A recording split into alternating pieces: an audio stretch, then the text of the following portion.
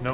Alrighty, I would like to call to order the Auburn, Maine Planning Board meeting for June 10th, 2025. I will start with roll call, and I will start to my left. Ed Vera. Bob Hayes. Paul Jacques. Stacy LeBlanc.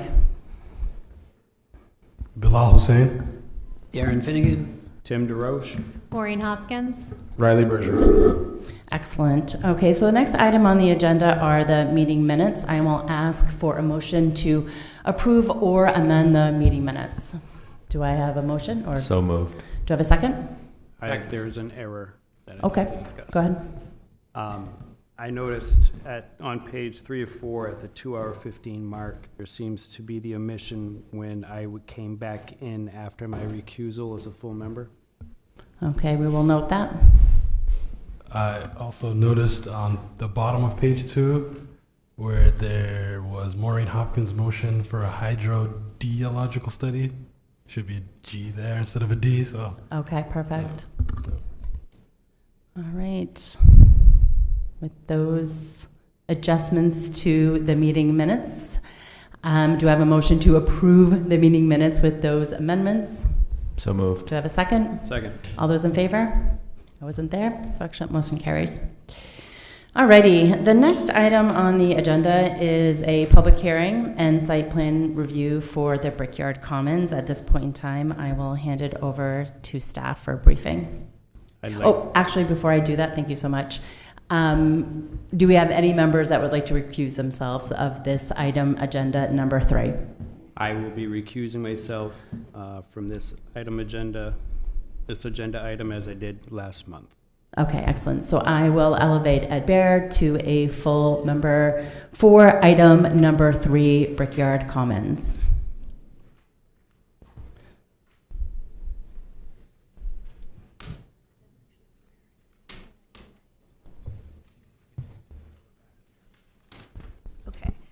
So at the last meeting, the planning board had sent the applicant away with a request to do a hydrological and geological study of the site. The applicant has submitted some documentation that they believe supports why they should not have to go forward with that, and would like to present that to you tonight. Yeah, I think that's accurate. We have asked the city attorney, Mike Carey, to join us this evening because we knew there were some concerns by the applicant and their representation as well. So if there are questions as far as procedurally how things should go tonight, Mr. Carey is available in case there's questions as to how to facilitate any motions or discussion on this item. My name is Mike Carey. I'm with the firm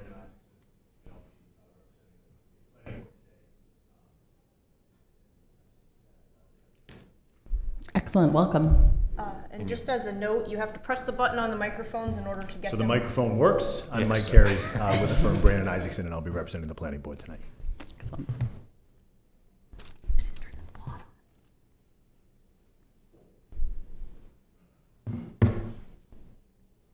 You can open it up to the applicant if the... Okay, thank you. Okay, thank you. Yeah. At this point in time, the applicant can come forward.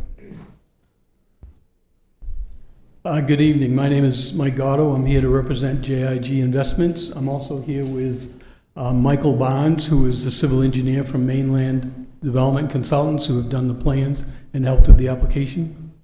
And we also have our attorney here as well, Brian Raybrack from the firm of Pierce Atwood. We have a presentation that we would like to do tonight. We can do that now if that's what you prefer. We have a presentation by a couple of us here. So Sure. okay. Yeah. The only one thing that I want to start off with is that when I submitted the information with an email the other day, I told Natalie that we would like to be reviewed under the site plan review ordinance. It is my understanding that Mr. Carey may have a different opinion of that, and we are happy to be reviewed under both site plan review and subdivision ordinance because we feel we meet the criteria So I think it's probably better that you be thinking about our presentations and stuff that you're going to go through your full review for both typical projects. So with that, I'm going to push it over to Michael Barnes so he can do a presentation, and then I'll follow up.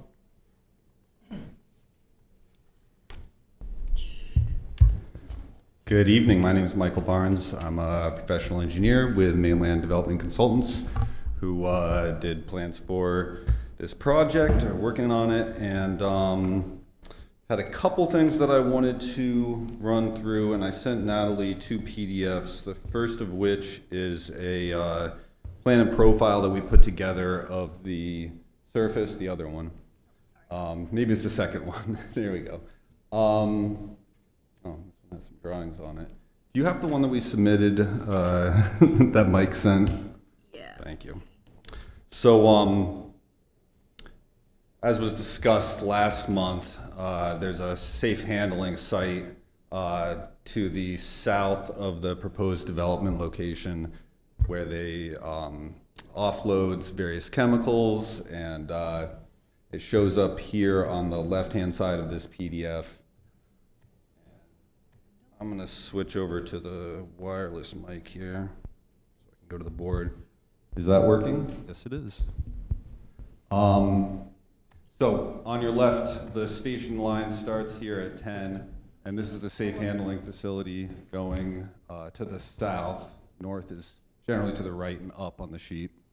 And the proposed development site is here. These are, we added in the 8 buildings associated with the development. And we have this dashed line on the profile is where the surface of the earth lies. And then in 2018, St. Germain, an environmental consultant in Maine, did a series of test borings in this area. They did 7 borings across the safe handling site that went down between 20 and 24 feet. And they hit no bedrock in those borings.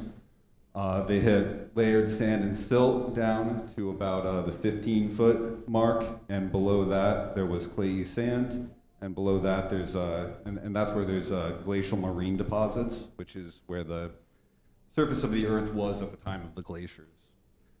So soil down below this area was deposited by glaciers a long time ago, and then above that is these sandy, silty clays that have been deposited since then. They didn't reach any bedrock down to 20 to 24 feet, which means that it's lower than that elevation. On our development site over here, to the north of safe handling, we did 15 test pits across the site, and we hit the same type of glacial marine deposits down to 5 to 10 feet, and then we started hitting bedrock, which means that in the area of the safe handling site, they're more than 20 feet deep to bedrock, and we're 5 to 10 feet deep to bedrock.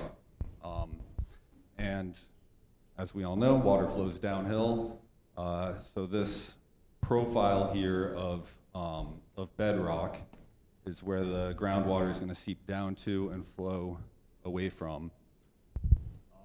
Furthermore, we submitted a report that was written by St. Germain, and a couple quotes from there. One thing that they talked about is that they found that the groundwater flows from the northwest to the southeast toward the Little Androscoggin River, away from the safe handling site. And this report that they wrote is all was requested by DEP to take a look at any current and any future contamination issues from the safe handling site. That was the reason for the investigation that they performed. And they found that they didn't find any groundwater contamination at the time in 2018. That doesn't necessarily speak to what's going on out there now. But they found that any groundwater in this area is flowing to the southeast underneath Washington Street and toward the Little Androscoggin River away from our site. And from our test pits, we know that there are relatively shallow bedrock, and all of the groundwater is flowing basically radially away from the site, either toward Taylor Brook or toward the safe handling site or toward the railroad and underneath Washington Street.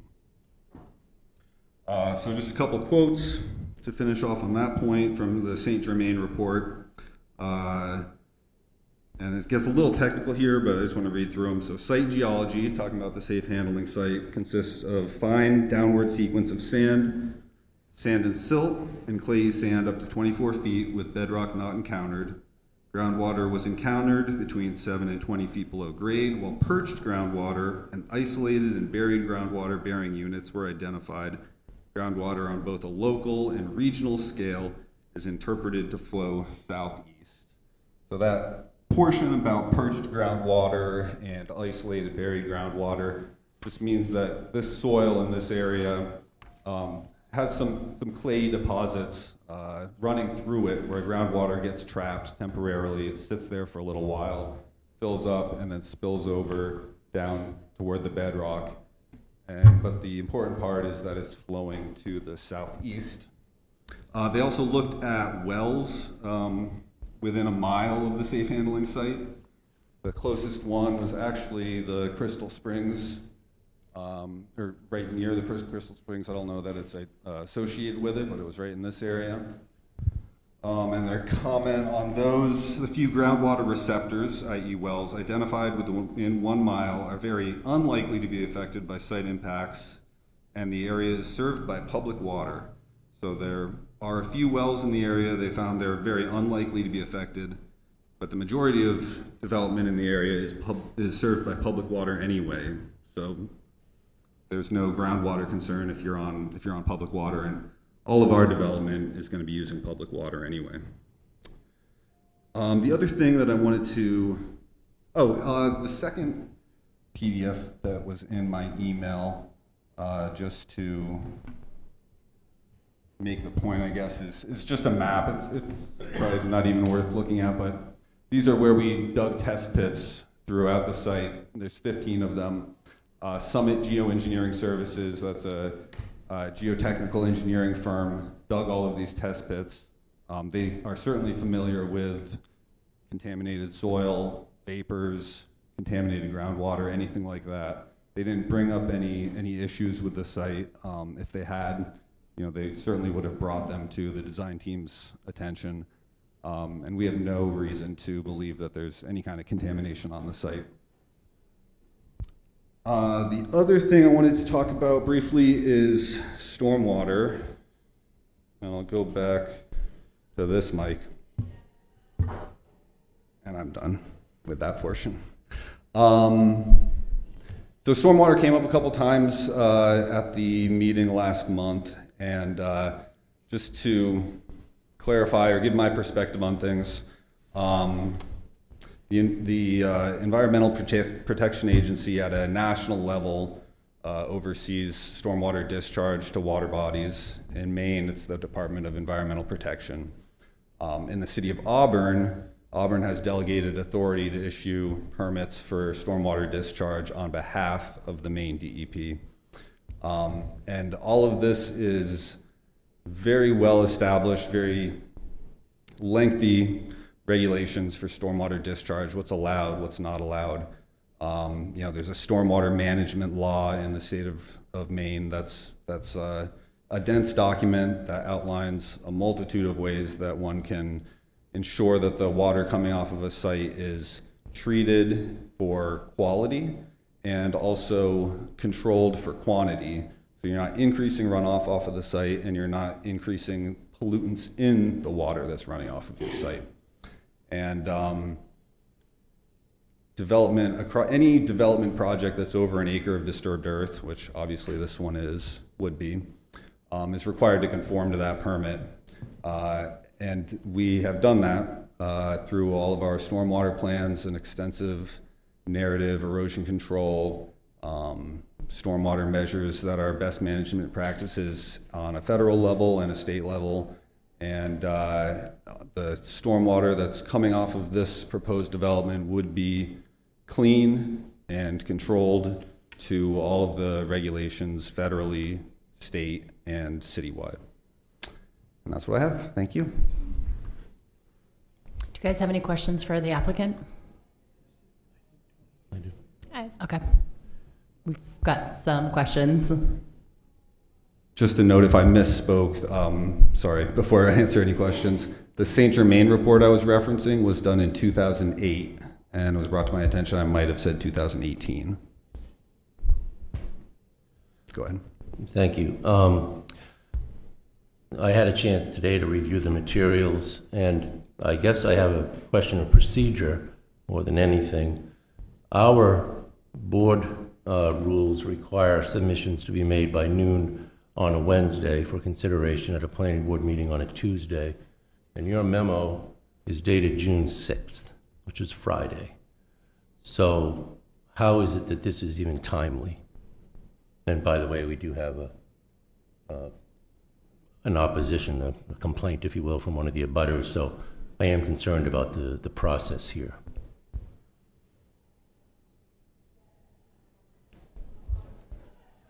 I apologize, we were told by staff that we needed to submit by Friday noon, so we submitted what we could by Friday noon. So I don't, if that was wrong, that's what we did. Yeah, no, you're correct that the policy and procedure does talk about getting information to staff by a date certain. It also references that we share this information by Friday via the internet and whatnot. We had been in communication with the applicant prior to, they did give us a number of those reports. And then we did ask for Mike and his team to put together a narrative that basically summarized what that was. So that's the 3 or 4 page letter that you have from Mr. Barnes in there. That was not provided to us when we initially got the information from Mr. Gatto. So we've thought that it would be more helpful for everybody if we actually had some type of memo that described what it is that he was trying to provide with all those review of the DEP documents that you have. That's the substantial portion of what you have updated there. Is a huge document, right? The memo is probably 4 pages of that, and the rest of it is DEP documents that were referenced from the previous meeting. Maybe in an ideal world, to your point, Ed, we would have had all that on Wednesday, but we didn't think that it would have been helpful to have that submitted to you folks without any explanation. Sure, so from a procedural standpoint, Ed, you're saying that this should have been submitted by Wednesday, right? So that would have been the 4th, is that what you're saying? And for purposes of it having been available to the public by Friday at noon, is that what you're saying? Right, we asked it to receive that from the applicant by noon. Okay. And then we're required by the policy to actually have all this information then published on Friday. So Okay. Was it published on Friday? It was, but then it was brought to our attention that we actually had an issue, given the size of the file there, that all of the documents for tonight's meeting were apparently able to be downloaded, except for this one, because it was so big. That wasn't brought to our attention until Monday morning, and we had that fixed early in the afternoon. Okay. So are you feeling like this then somehow compromises us moving forward with this? Well, I am. At the last meeting, it was with my urging that, at least as I read the room, I thought that this application had a chance of being denied for lack of some information, and specifically a hydrogeologic study. And the applicant has now come forward again and chosen not to submit that information. Has provided us basically with hundreds of pages of documents that I think were pretty much available at our last meeting, and I think the applicant could have responded much in the way it has this evening at the last meeting. That being said, more to my point, Chair, is that, yeah, I don't think that the people who may have a concern about this project, and I'm not suggesting that I'm concerned about the hydrogeologic issues that are at play here. I'm not. But I think that there are people who are concerned about that, and I don't think that they have an adequate opportunity to respond under these circumstances. They don't have an adequate opportunity to respond because why? Well, because This is a public hearing, so this is an adequate opportunity today to respond, Well, correct? This is ultimately, right, I mean, they can submit it in writing, they can submit it through a letter or an email, but ultimately, you know, barring technology not working, they have the opportunity to come forward to hear and submit. So I want to hear you out. I want to understand where you're going with this, and I want to honor the public and honor the process. From what I've seen of the public comments today, there haven't been any experts who have come in on the side of the public, and maybe there's good reason for that. But I think it's because they haven't had an adequate time to review these materials and see if there are other points of view that ought to be considered by this board before it acts on this. I don't think that you can expect abutters, lay people, to review hundreds of pages of documents that they received by technical glitch or whatever on a Monday afternoon come Tuesday evening. I don't think that that's a level playing field. That's a really good point, Ed. And I guess my question is to absolutely honor and respect opinion of the board, of staff, of the public. So my question for staff is, from a public hearing standpoint, maybe there can be some edification, and I think maybe it's in our I think maybe it's in part of our agenda item about talking about kind of the purpose of public hearing and how we as staff digest that information in conjunction with staff's opinion, legal opinion, the applicants. Do you know what I'm saying? I'm trying to weigh opinions and expertise. I guess in theory, using your example of the public bringing forth a 5-minute conversation, or from an expert standpoint, I don't, you know what I'm saying? I'm trying to honor and weigh it, but I don't. Do you see where I'm going with this? If I could, as I understand it, there's two issues here. One is whether or not the applicant timely met the deadline and the procedure for Wednesday. And I'm not entirely clear, but it sounds like that may have been as a result of follow-up questions that staff asked. There's a second issue, which is staff has reported that they met the Friday deadline to post it online, and there was a technological issue that prevented it from being seen. And so there's two different issues there in terms of kind of whether or not the applicant it's held against the applicant. I think it's important to distinguish one from the other. Agree. Yep. Maybe I should have done my presentation first. If I may, this information on these studies and stuff that we presented on Friday was stuff that I gathered last Monday, a week ago Monday. We didn't have it. We had pictures from abutters that showed a stack of 11 inches of paperwork. I went up and reviewed that 11 inches of paperwork on Monday because it was the first chance I could get into the DP files to look at those files. And I went through all of those files, and I found that there was hydrological investigations, testing, and studies done on the safe handling site. And the results of those studies show that groundwater is away from our site. And that's what we were trying. We did present a ton of information, but we presented a 4-page report from them on Friday saying that's the result of that work. No contamination, site's been cleaned. 11 inches of paperwork had to do with a lot of different things, which I am prepared to go through because I was the one that did that file review. We talked with staff on Wednesday, and it was Staff early. had copies of all of the DEP stuff on Wednesday.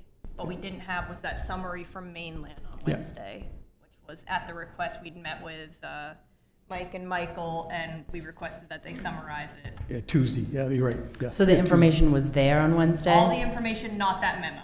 not the okay. memo, for mainland. So the memo, okay, so the memo was a summary Summary. of the information that was already available. And you could choose to omit that if you just wanted to choose to look at the other 160 pages that were submitted of the records.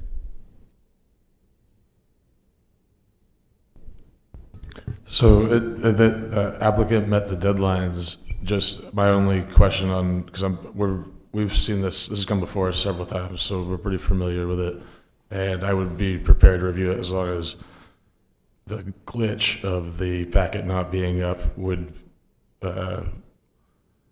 be some sort of public information. Not enough time for public information. Is that, if it is a glitch, even though the information was made available Wednesday or Friday, does the glitch constitute if the public can't see it, is that not enough public notice? Yeah. There's no requirement for, outside of the procedures, there's not a requirement for public to receive the material beforehand. The requirements in the statute and in the ordinance are for public notice of the hearing. So they have to know that this issue is before the board and have a chance to come. This issue here is about whether or not and when the public gets the material that you have before you. The procedure says that, as I said, says the staff needs to get it out on Friday at the close of business. It doesn't talk exactly, well, what if there's a technical glitch, but it does distinguish how you can get information if those deadlines aren't met. And so it says that, let me see. In other words, in order for the board members, staff, and the applicant to be fully apprised of written, including electronic comments from members of the public submitted after noon on the business day preceding the scheduled meeting, so after noon on Monday, it can only be presented orally to the board. So that suggests that the procedure is anticipated that something that comes at the last minute, meaning noon the day before, can only be shown orally here. Written documents, there's some discretion of whether or not they can be given. And so I don't see the fact that it was there was a either staff or technology issue. I don't see that as accruing to the detriment of the applicant, that they shouldn't be punished. And I can attest that abutter notices were sent out on time and postings in the newspaper did all happen to ordinance deadlines. And how did you find out, if I could ask David, how did you find out that there was a problem with the posting? Other staff was contacted by people with concerns. Okay. Our staff was contacted, and as soon as we did that, we reached out to IT to see what the issue was. Yeah, we contacted staff by email and by phone Monday and said, what the heck, we can't download what's on the thing. So I didn't know if other public had done it or not. So And I did notify the two public that I had emails for of when it was put back online. I think it was around 1:30, 2 o'clock on Monday, just letting them know, hey, it's been corrected.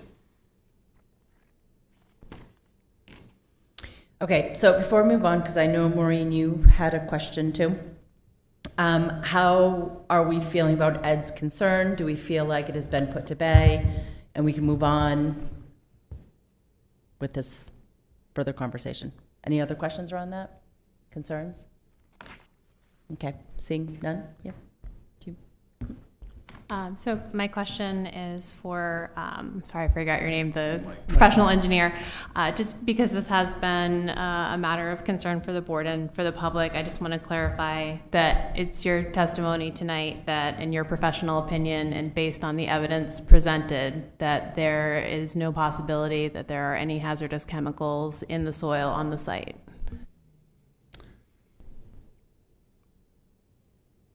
The groundwater from the safe handling facility is not running toward the site.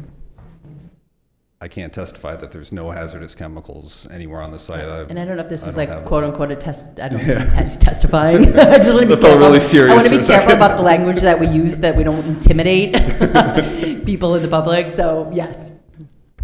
the groundwater is flowing away from the development site, and the groundwater from safe handle, the groundwater on the development site is all flowing away from the site, and the groundwater at the safe handling site is flowing away from the development site. I don't see any reason to have concern over groundwater or soil contamination due to the proximity to the safe handling site. Okay, thank you.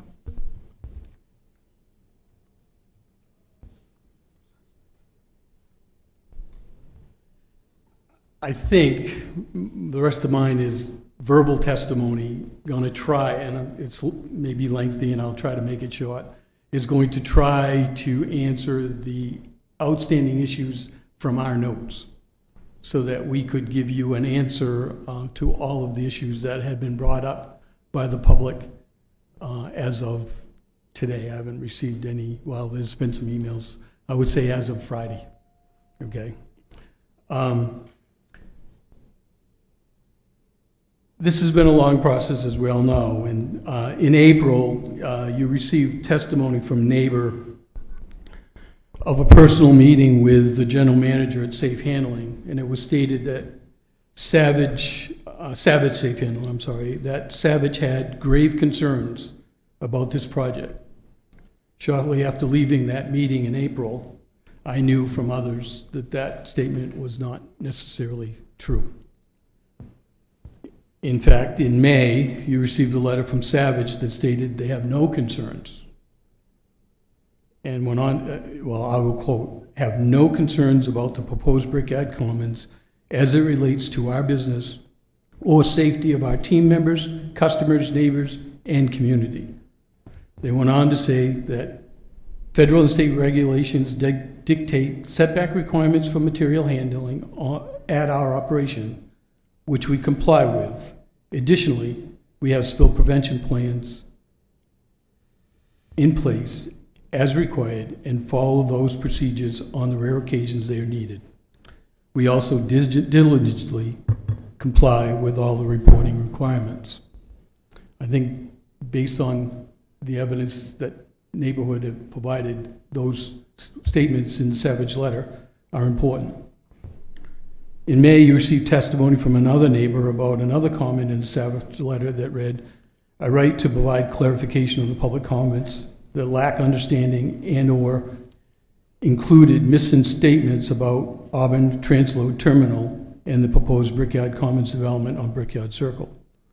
The neighbor was upset that Savage had not noted the specific misstatements and clarifications. I suggest that a testimony that says Savage has grave concerns from personal meetings and written testimony from Savage that says they have no concerns. It's probably one of the misstatements. There's also been, in my opinion, a lot of confusion of the types of chemicals and the types of things they do and what the impacts of the spills are on that site. So we think that the information I provided on Friday of all the studies that were done in the pole yard and the things show a totally different picture, especially with the groundwater going away. As you know, in May, you also got all the spill reports. I went through all those. I gave the staff a letter. I reviewed 100 of those spills. Most were minor. Only 3 required DEP site inspection, and I testified that it looked like Savage was reporting every little thing that happened on the site. And in fact, when I looked at DEP files, I found that to be very true because there was a lot of paperwork there. As I said just earlier, last week I had an opportunity to look at the 11 inches of paper. I reviewed 8 folders. The file clerk told us that the folders, some of them were very big, and that they file all the paperwork from any analyst that's working on in these projects at Safe Handling. And they file, each person sends its stuff and they put it in one file. So those files are 11 inches thick, but there's an awful lot of duplication in those files. We found the study for the which I copied parcels of the studies for the pole yard, which was the subject of the conservation easement that was provided at the last meeting. And that pole yard was in place since 1991. It'd been studied intensely until it was cleaned in September of 2008. And I'm sorry, I'm getting off the notes, 2009. And it was certified clean in December of 2009. And DEP said there were no contaminations left in that area for the testing. So those are one of the tests, some of the tests that we gave you. There was also the hydrological study that Michael talked about that was for all of the transload gantry areas where they transload. And I understand that all of those areas from the file records and from talking with folks who have worked there, all those things have spill containment. And so those spills are going on spill containment and captured in containment things and continually taken away. So as Mike said, the gantry study did a study of the entire Savage site, looked for all the chemicals that DEP wanted to look at, and found no real significant contamination. If you want to read those studies, you obviously could, as I provided them. But the point is that DEP reviewed the plans to study, commented on those plans. Plans were revised. DEP supervised or watched, and DEP listed the recommendations and accepted those recommendations as the site being cleaned.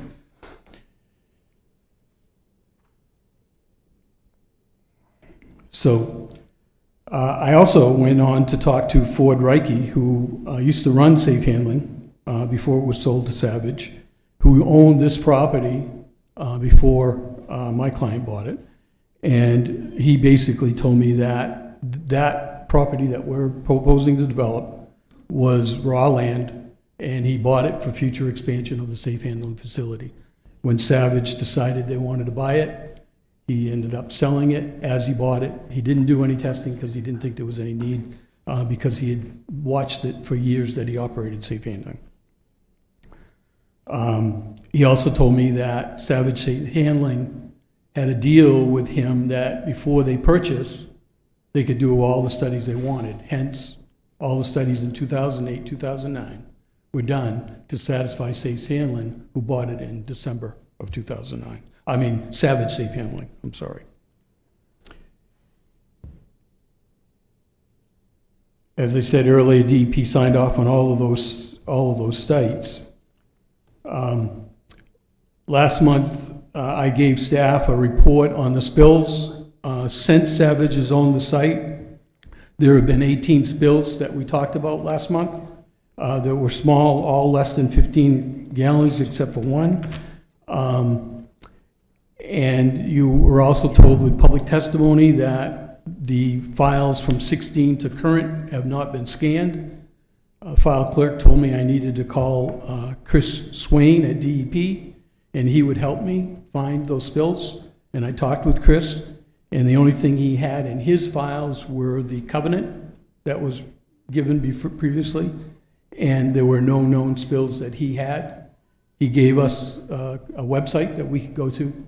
We went to that website, we didn't find any additional spills. So the site was tested in 08, 09, it was found clean, and there were minor spills, and we don't see any reason why we should be concerned about contamination at Savage at our site. I guess the next one is if you could pull up my aquifer file. I had given the staff aquifer maps at the last meeting, and we never got to that discussion.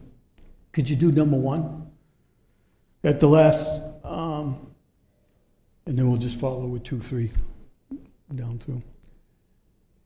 You were provided this map by a neighbor at the last meeting saying that this was evidence of an aquifer You can see that the evidence suggests that there's a significant sand and gravel map that's dated, that's numbered 9922, and I think there's some things on there as to who it was done by.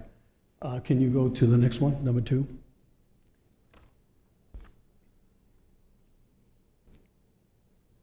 This is the Minot quadrangle and the Minot aquifer map.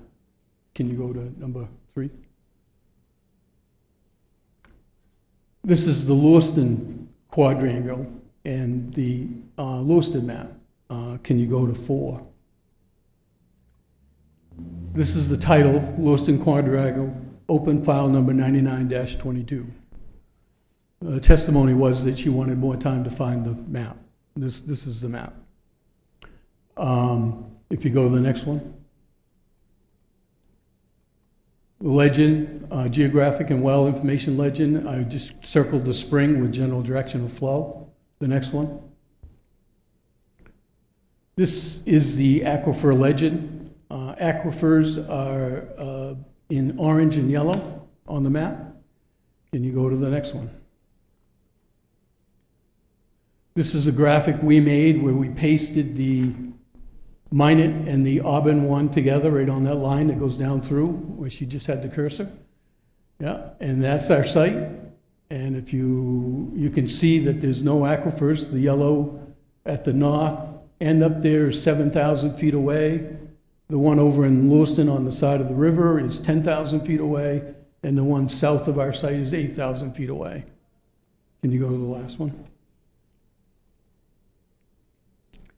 The aquifer map does show the spring that we all know is Crystal Springs at 16 to 20 gallons a minute flowing from the spring towards Taylor Brook.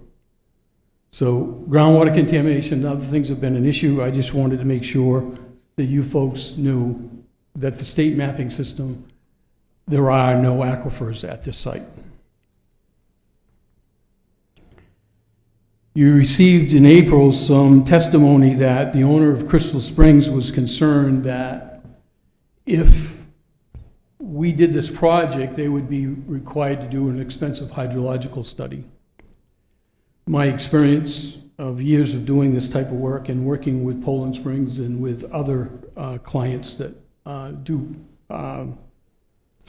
springs is that you have to have a study to show where your water comes from. And in the DEP file records for spill, in 1991, I provided this evidence to the staff previously, the spring water at Crystal Springs was found to be contaminated preferably by information coming from, problems coming from the former Dennis Brickyard. There's a follow-up report in 96 as well. So my point to you folks is that, and the spring has been called a former spring and is not operating as I understand it today, for them to get certified as sell water again, they're going to do a hydrological study whether this project, in my opinion, they're going to do a hydrological study whether this project goes or not. Michael testified about the stormwater. Hopefully you understand that the stormwater that we're dealing with, when we say something like 98% of the water that falls on our developed area is treated, that means every drop of rain that falls on 90-80% of the site is directed to one of 3 treatment areas. One is a drip edge around the roof, another one is a filter bed at the entrance, and the last one is a big filter bed that has a focal point in front of it. So I just want you to know that we are meeting the state stormwater quality and quantity requirements, as Mike said. One of the board members had questions about our phasing plan and parking, and I apologize that it wasn't clear in our submittal, and it got worse when I talked, I think, the last time. So we are proposing a total of 193 spaces. That will provide 2.01 spaces per unit.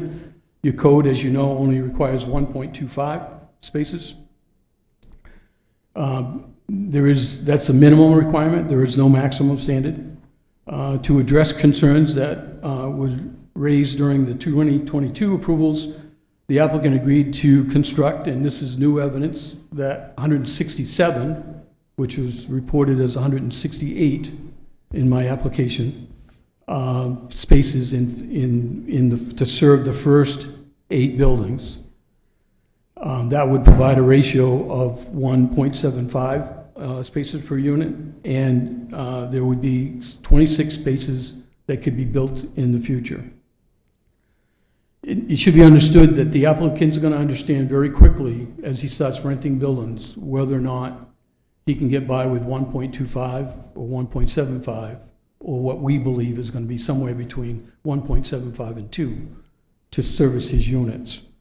So for my phasing plan, we are suggesting to you tonight as public testimony that phase 1 includes buildings 1 through 4, as we have stated, and there will be a total of 85 spaces constructed to serve these 4 buildings.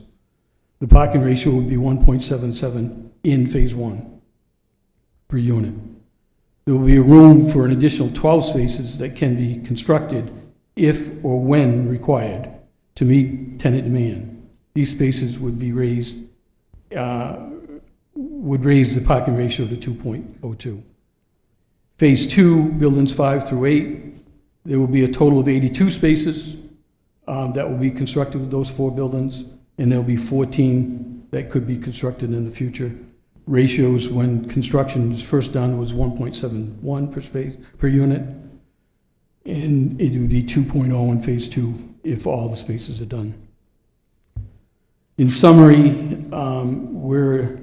this evening we're trying to address your concerns about hydrological studies by having the assessment from mainland and the information submitted from the DEP files that groundwater flow has already been documented flowing away from the site, and ledge makes our flow go radial from the top of our site.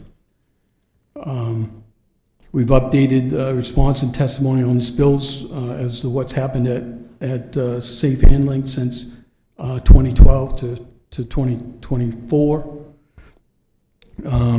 And I say 24 because if there's any spill that's pending out there, it won't get recorded until it's done. We responded to questions about aquifers. We responded to questions that were raised about stormwater and stormwater quality. And we provided an update on the parking. I think with that, we can answer any questions that you may have.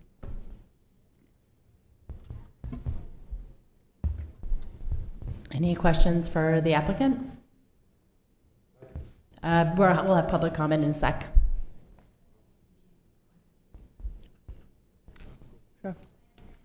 So I noticed that many of these geological studies and hydrogeological studies that were in the packet date back from like 2004, 2009 was the latest one that I could see. I mean, how accurate do you think these are? Is there potential for these to still be lower than those numbers or higher? I mean, 2009 was a long time ago, but. And I didn't go through the whole, I had 5 or 6 paragraphs with that length that I didn't go through. But the pole yard, where the environmental issue is and where people were concerned about PCPs and other things, the studies began there in 2001. And they studied it, and then they did a plan, and then they studied it again, they tested, and they did everything else. They physically, and they determined during those studies that the materials that they were chasing, quite frankly, is creosote on the telephone poles. Okay? Layman's terms, based on what people have told me. So, yes, there are chemical letters that go with that. But it's the creosote on the poles. And the studies that were done preliminarily said that those compounds were going to be caught up in the top 6 inches of the soil directly under the pole storage and maybe 3 feet away. Okay, so that's what the preliminary study said. They came back, and I forget the exact date, but it's something like September of 2009, and physically excavated all that material and hauled it away. to a landfill, okay? They came back again in November and said, okay, we're gonna do a bunch of tests out here to see if we got everything. And proved that they had gotten everything, and DEP said, everything's gone. But what they got cleaned to was to an industrial standard, non-residential industrial standard.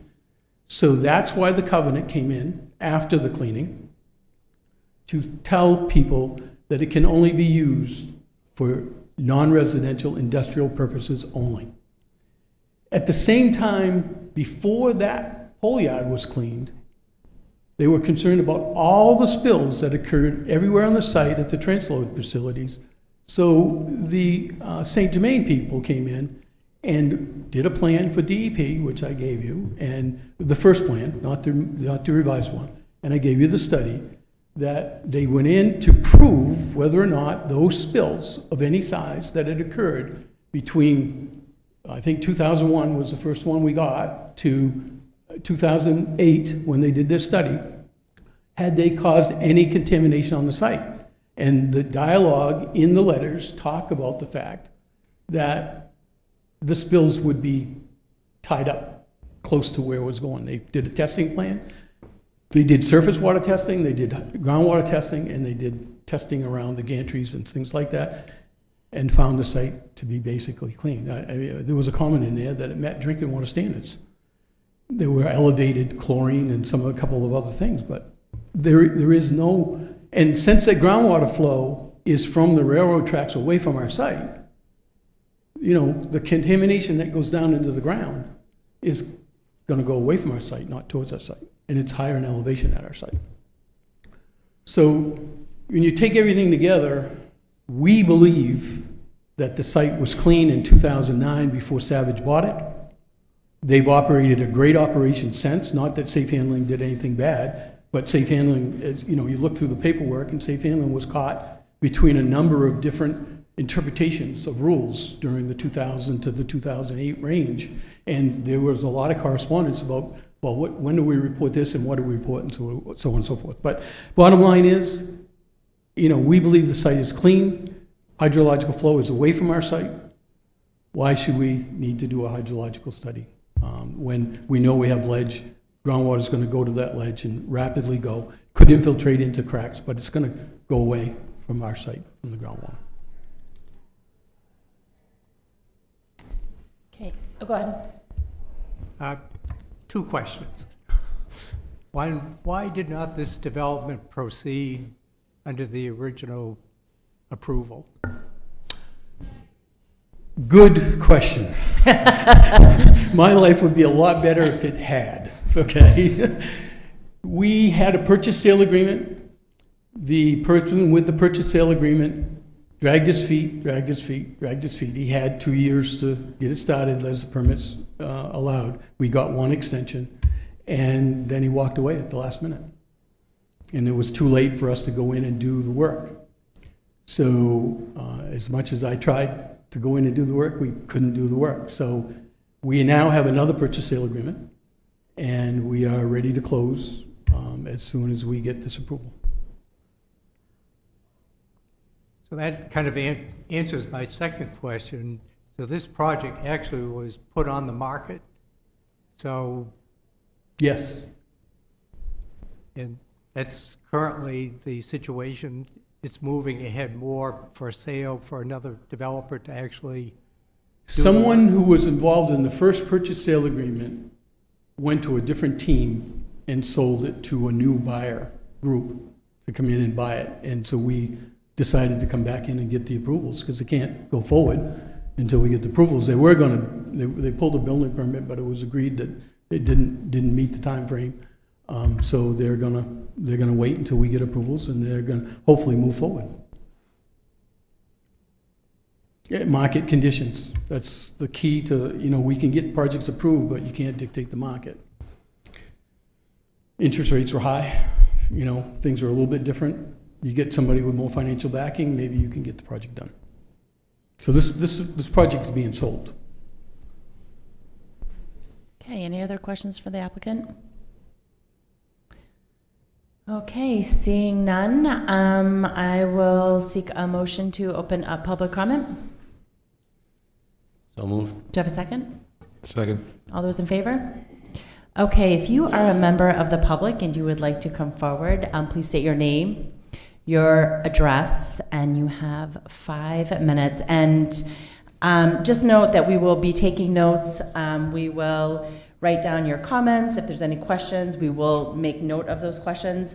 And then once we close public comment, we will address any questions, whether it be with staff or the applicant. So feel free to come forward.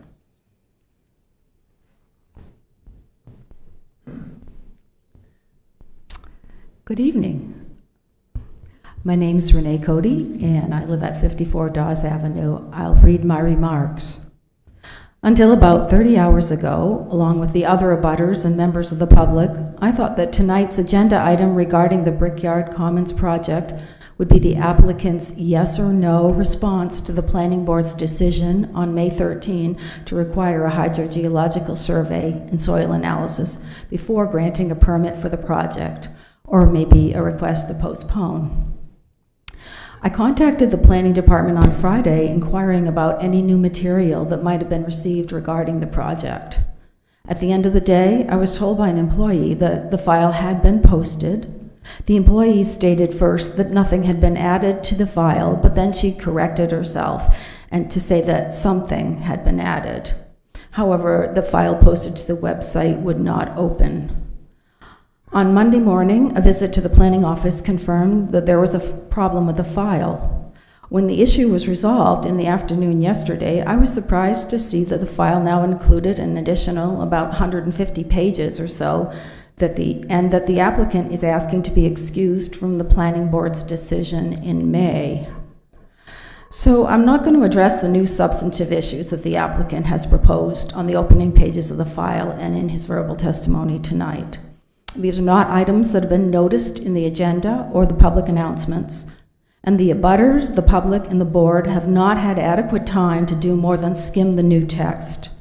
I'll confine myself to stating that I don't believe the procedure proposed here is proper. I find it hard to believe that the extensive documentation added to the file could not have been submitted in a little more timely way, certainly more than Friday afternoon. And it's not surprising that a file this large would run into some technical problems. And I can't help but question the applicant's actions around this permitting process, particularly when the applicant in December attempted to set a footprint for this project, although he must have known that the 2022 permit had expired.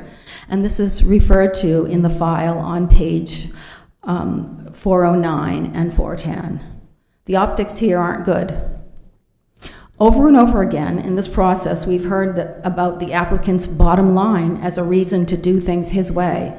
Tonight, we're being told he needs to have a decision now, after a delay which, the description by Mr. Gatto notwithstanding, is really of his own making. He attempted to sell the permitted property, and the permit expired. Now here we are again. Because of the procedural issues in the submission of the new documentation, the only ethical course, I believe, here is to postpone any decision on this project until the abutters and the public, and not to mention the board itself, have time to properly assess on their own the new material and the applicant's request. And I don't think 30 hours is adequate time. Thank you. Thank you.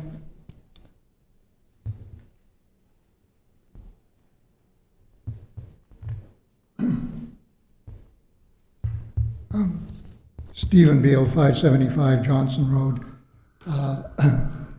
I share the concern that was expressed by Ms. Cody and was also referred to by prior speakers regarding the decision that was made at the last planning board meeting, which was to require the hydrogeologic and the soil survey, and then to refer the matter back to this meeting in order for the applicant to respond to the question of, are you prepared to provide those surveys, or are you going to abandon them and thus constructively abandon the project?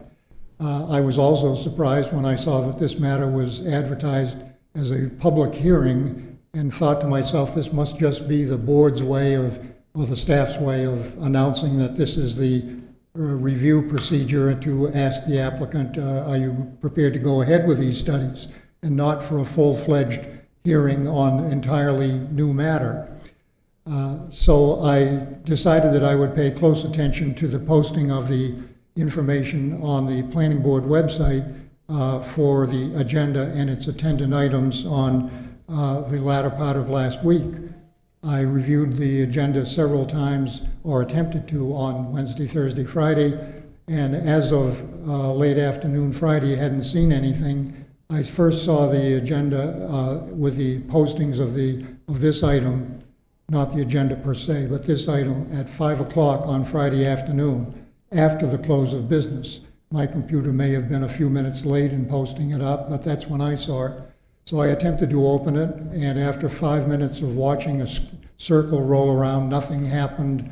I walked away and did something else, came back 20 minutes later, only to see a totally black screen with the word error printed across it. I tried 4 or 5 more times during the weekend to open this file, could not do so. Then communicated with Ms. Cody on Monday morning, learned that she was going to go to the planning department office and seek clarification. And to put a precise point on it, it was at 3:28 p.m. yesterday afternoon that Mr. Hediger addressed an email to Ms. Cody saying that there had in fact been a file problem and that the problem had been remedied. And that is simply not enough time to deal with over 150 pages of technical materials. Ironically, when that notice of posting was made at 3:28 yesterday, I was on my way in town to go to another public meeting of another public body concerned with water quality, the Lake Auburn Watershed Protection Commission, where I met Mr. Hediger at the meeting. We did not discuss the matter then. It wasn't until 7 o'clock last night when I got home that I actually saw that the matter had been cleared up in terms of the content of the material. So this is not an adequate amount of time. Let me refer you to your own policies and procedures and quote from them exactly. This is Article 7 of your policies and procedures, paragraph F, preparation for the public hearing. All of the information, plans, reports, and the like that may be presented or used at the public hearing shall be presented to the planning office no later than noon on the Wednesday before the planning board meeting, and shall be made available to the public by the close of business on the Friday preceding the hearing. The close of business here is at 4 o'clock. To my knowledge, this was not posted until after 4 o'clock, and then was reproducible, came out error, and which was not corrected until 3:28 yesterday. Continuing with a quotation from your own policies and procedures, the objective is to provide time for the staff, the board, and the public to have a reasonable time period to review and analyze all the material. This is simply not a reasonable time period to review and analyze 150 pages of newly made available technical material. This board should postpone a determination of this matter for another hearing date at a time you determine in the future, whether the next regular monthly meeting or otherwise. Thank you. Thank you. And that was almost literally 24 seconds left, so good job. Anyone else like to come forward?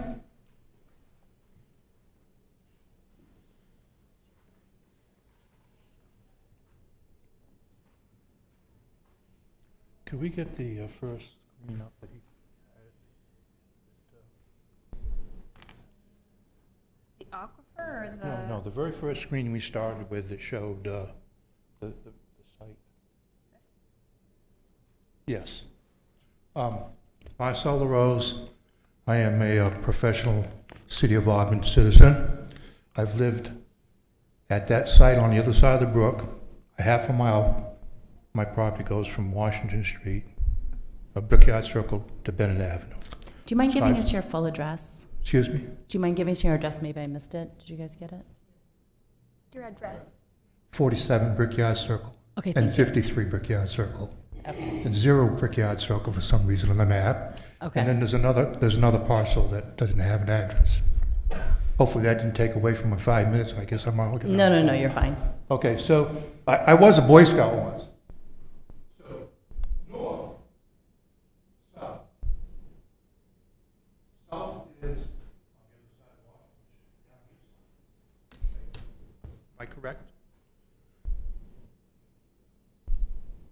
We were told, just at the beginning, the safe handling is in the south. Safe handling isn't it south. Safe handling is west and east, north, south. Led us astray already. Yes, we know water goes downhill. And one thing we talked about was that the winds predominantly blow from west to east. Now, having been the maintenance manager at Safe Handling during Ford Reike's and time, I've seen some spills. These chemicals are not all liquid. There's all kinds of chemicals that come in there. There's caustic acids. It's like popcorn, blows in the wind. Now, these rail cars that come in, they have a little containment underneath for small spills when they're hooking up their hoses and stuff to pump them out. Take, let's say, you'll understand peroxide. Everybody uses peroxide, 2% in the bottle, put it on your skin, it bubbles. One drop out of an eyedropper, we did this for training while we were there. You drop it on a piece of leather. Moments later, it's on fire. One drop. What about all these other chemicals? We talked about chemicals in the groundwater. Now, when we did the site, I think four of you were there at the site walkthrough. Do you remember that big water culvert area that was about 100 feet in from the road, from Brickyard Circle? There was water running from underneath the railroad tracks across there. There was water running that day. That's on the site. That's not flowing away from the site. It's flowing right into Brickyard Circle, before Brickyard Circle, into Taylor Brook, and then it goes under Brickyard Circle, along Washington Street to where the Crystal Springs spring is. And then it goes under and crosses the street, under the highway. So when we talk about not needing a geological survey, or they talk about not needing it, they're just leading you astray. They led you astray on north and south and the site of safe handling. They've led you astray that, no, there's no possibility there can be any contaminants there. What about animals? Animals carry stuff around. I've seen a lot of spills there. Yeah, little spills. They're just 18 little spills. One drop of peroxide will set this carpet on fire. Now, what we haven't talked about, I don't have enough time to ask about these things. What about the parking lot lights? I live right across the street there. I've been living there since '57. I'm going to be looking up a 3-story building with parking lots? Nobody's addressed that yet. What about the traffic? We talked about the traffic. Even Ed said that he was scared to go across the street. Well, we're going to have sidewalks. Yeah, we're going to have sidewalks. Where are you going to put sidewalks? The road's only about 20 feet wide. It goes straight down. We're going to have sidewalks built on a trampoline, a trapeze on each side, a trapezoid. I don't know. Didn't talk about that tonight. And this last minute deal thing here with this shenanigan of not being able to get it in on time, mistake here, mistake there, this is just another shenanigan. I've just been faced with shenanigans all this time in this whole procedure. They changed it from an industrial zone to a general business all of a sudden during the pandemic when nobody could do anything. Thank you for your time, sir. We do appreciate it. Yeah, I knew I'd run out of time.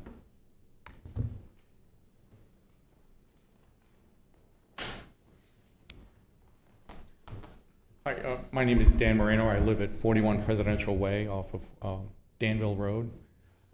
Could I see this, where this entrance is onto the street? Because my questions are related to traffic. So, is there a parking lot layout that shows? Wow,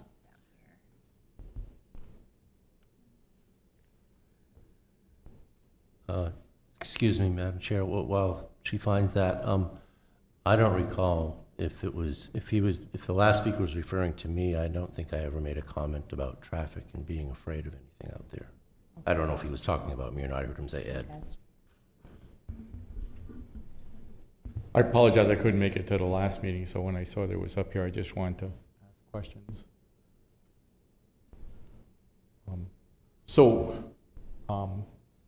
My concern is, it's obviously all of Washington Avenue. I have a nickname now for Washington Street, north and south. I don't call it the Autobahn, I call it the Auburn Bahn, because people, once they get out of Auburn and they start going down that hill, and they're leaving Auburn, they pick up speed. And what I concern myself with is there's a lot more traffic for people coming from Portland and Old Danville Road, and the speed. Washington Ave needs to be addressed.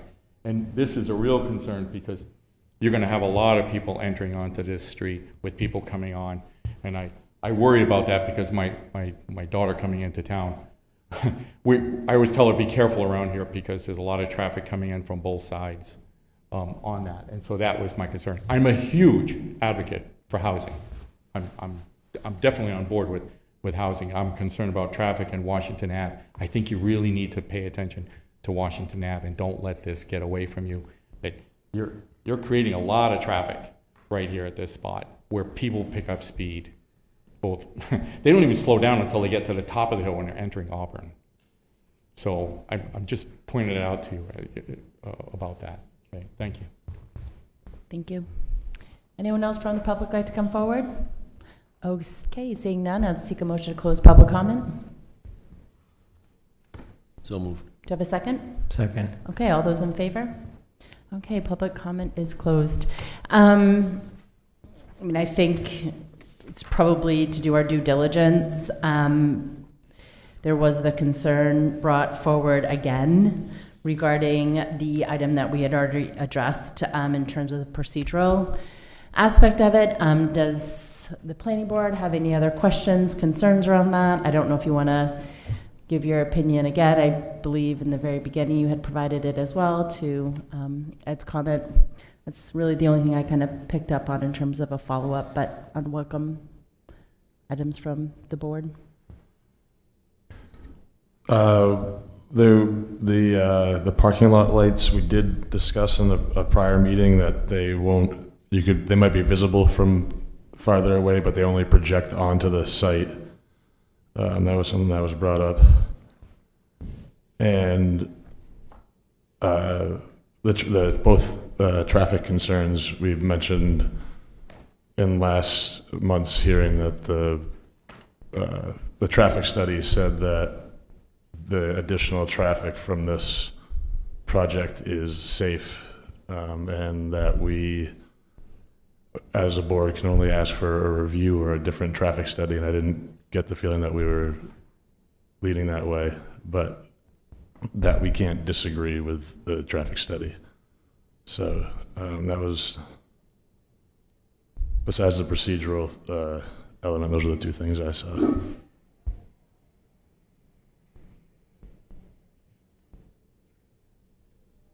I'll just address the procedural issue. I'm not going to go against council's advice, but I don't necessarily agree with it.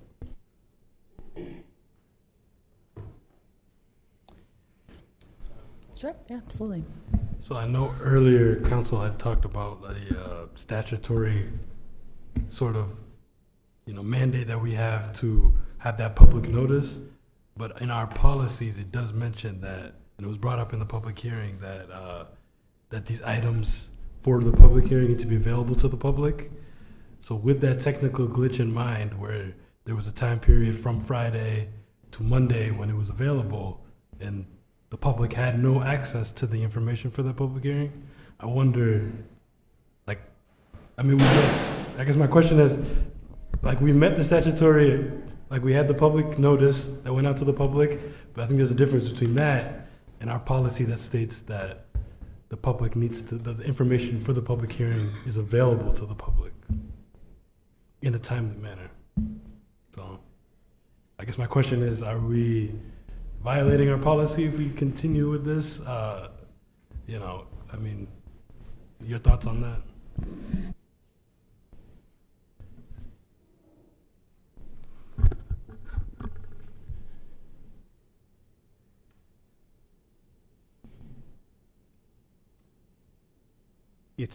Is it violating the policy?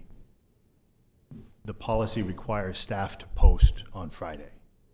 It met the strict requirements of that. But it couldn't be seen, and so the objective, as the policy said, wasn't met. So it is. I don't want to minimize the effect that has on the public and the challenge that presents. It doesn't. There's a difference, though, between the materials that are provided to the board and the notice of the public hearing. So I have not heard a question that there's a concern that this meeting wasn't properly noticed, and so that's what the statute speaks to, and that's what the ordinance speaks to as well. Of the things that are important, it's statute and ordinance are pretty much on top, and then there's the procedure. So the question is, well, what's the effect? And so if the question that started out was that did the applicant do what it needed to do under the procedure? If the applicant doesn't do what it needs to do, it's reasonable that the applicant should be detrimented. If staff didn't do what it was supposed to do, or if staff's actions didn't meet the objective of the policy, can the applicant be hurt? That's one question that you only reach that if you've got to decide whether or not this particular information goes to one of the criteria that you need to judge. So if it doesn't, it probably doesn't matter. If it does go to it, then you really got to grapple with that issue. I guess the last thing that I'll say is the ordinance requires that, and this is the site review ordinance, that the planning board will not unreasonably delay the taking of final action on the site plan after the public hearing. So you could say, well, technically, does the public hearing continue? You could technically say it hasn't. You could kind of make a technical argument about whether or not it's after the public hearing. But the core issue is unreasonable delay, and that's really what you have to balance against, that requirement of the ordinance versus the objective of the procedure. And ordinance is more important than procedure in terms of what a court would look to. I would just say, as we're speaking to effect, there's the fact that the public may not have had the opportunity to view it, but I know I personally did not as well. I tried to download the materials on Friday and was not able to access them, assumed that there was nothing new, and it wasn't until our subcommittee meeting this afternoon that I was made aware that there were additional materials. So I guess I'd be curious how many members of the board had an opportunity to review that material prior to this meeting. So, and staff, remind us again what the material was that was not downloaded properly until Monday. It was just the Brickyard application. It would have been the new staff report, the memo provided by the applicant. So the memo was just a summary of the information that was already available. And the information provided by the applicant of reports found at the DEP, some of which had been provided to you in past meetings in pieces, but these were like the whole comprehensive things.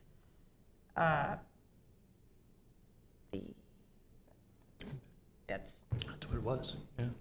Certainly, there was no ill intent on staff's part. I mean, I don't think anyone's saying that, and I appreciate you saying that, David, too. For the record, I really appreciate you saying that, because absolutely there was no ill will or intention to mislead the public or the board with information.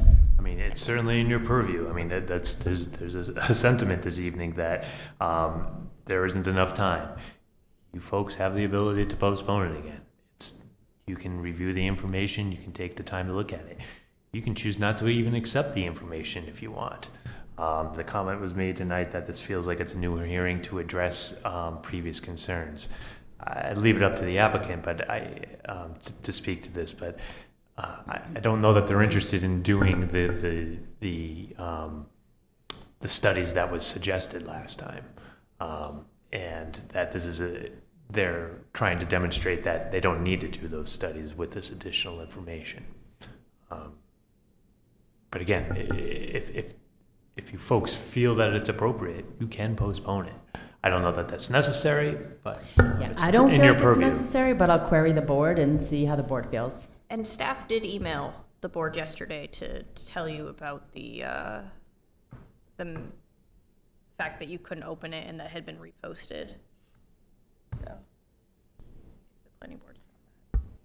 I would say I got lucky in that it was a rainy day, so I actually was able to review it, but in normal circumstances, I would not have been able to review this in time for tonight's meeting. Do you feel like that's pertinent to your overall?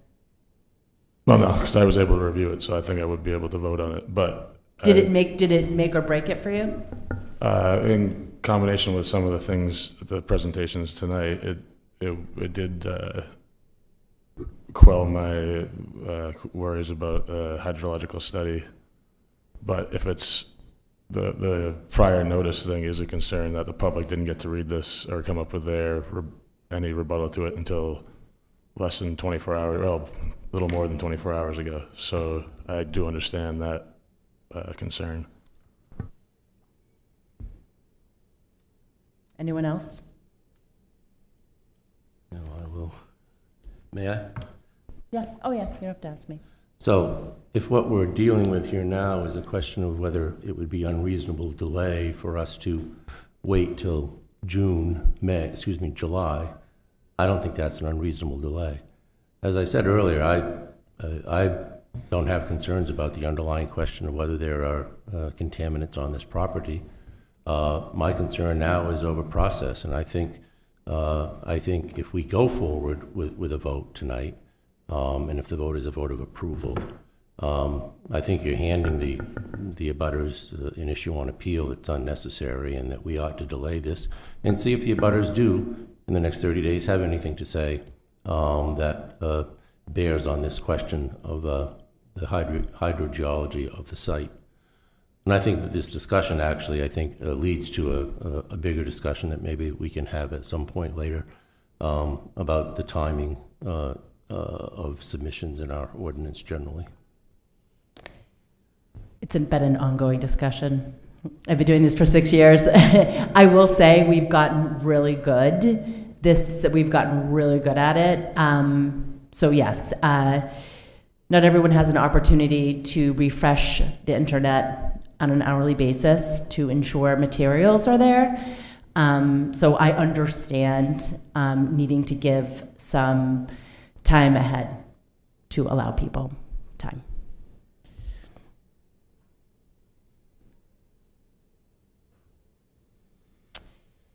So staff, so from here, I guess I will seek a motion, I guess. I mean, if someone wants to postpone, if you guys want to move forward with the motion, I guess I'm opening up to your board, the board.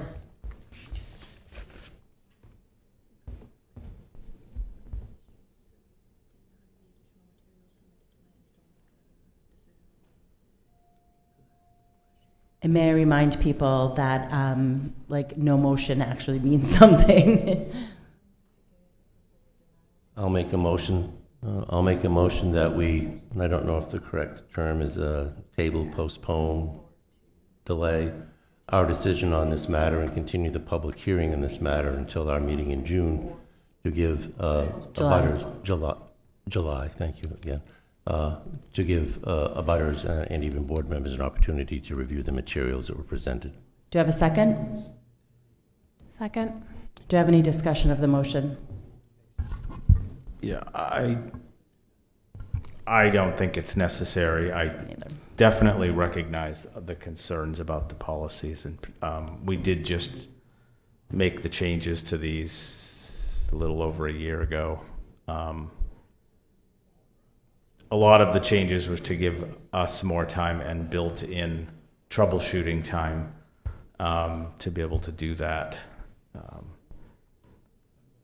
I also think the considerations of the timeliness, it's already been delayed a couple of months.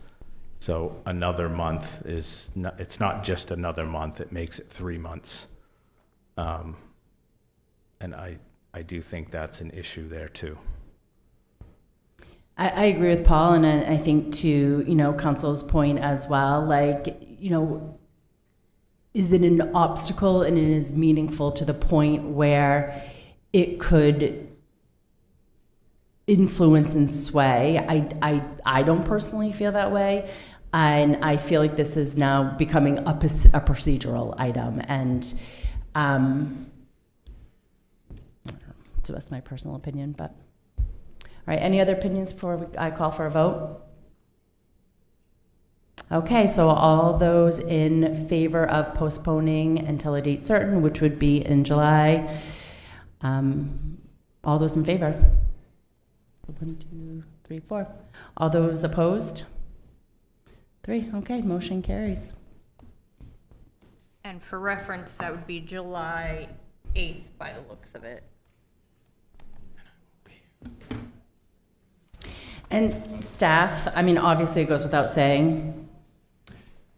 What, I'm glad you kind of hinted that.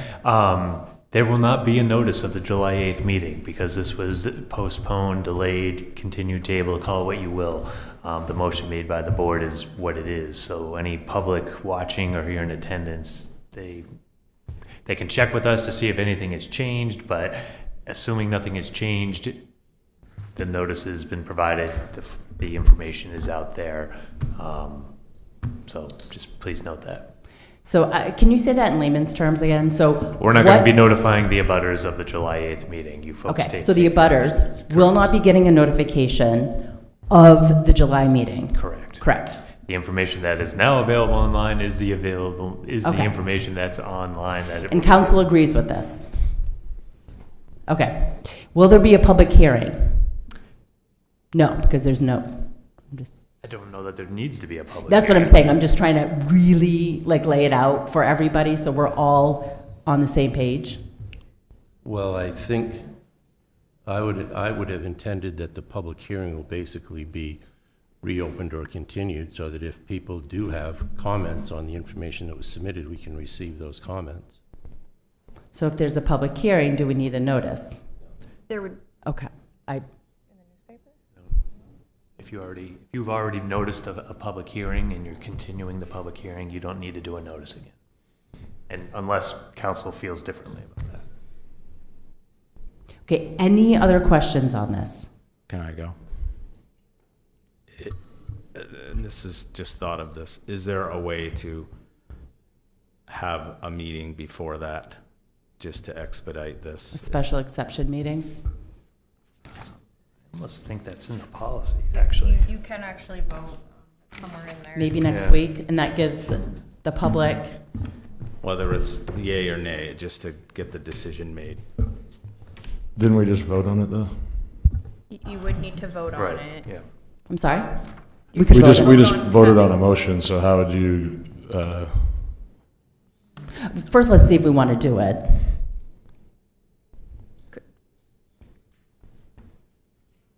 Then you would just have to have whoever made the motion and whoever seconded it rescind it and then remake a new motion. There's language in there, talks about regular meetings held on the second Tuesday of each month at 6 p.m., provided that the board may vote to hold its meeting on any other day in that month or in any other place or at any other time or day upon confirmation of the majority of the board members. And there's also language about special meetings may be called by the chairperson. Special meetings shall be called by the chairperson when requested to do so by 4 of the members of the board. The notice of such meeting shall specify the purposes of it for why it's called, and no other business shall be considered except by unanimous consent. Secretary shall notify all members of the board of at least 2 days in advance of a special meeting. I don't know that, I mean, we've definitely had off-cycle meetings to address. I don't know that it would qualify. I mean, it's certainly special, given the attention that it's received, but I think you could just change it based upon the previous section that I referenced, where it says you folks can, majority of the board members can choose a different date, time, place. So I don't think we're choosing a different one, right? We're going to keep July's. What we're trying to do is add an additional one in next week or the week after. Agreed. Okay, I just want to make sure that, okay. All right.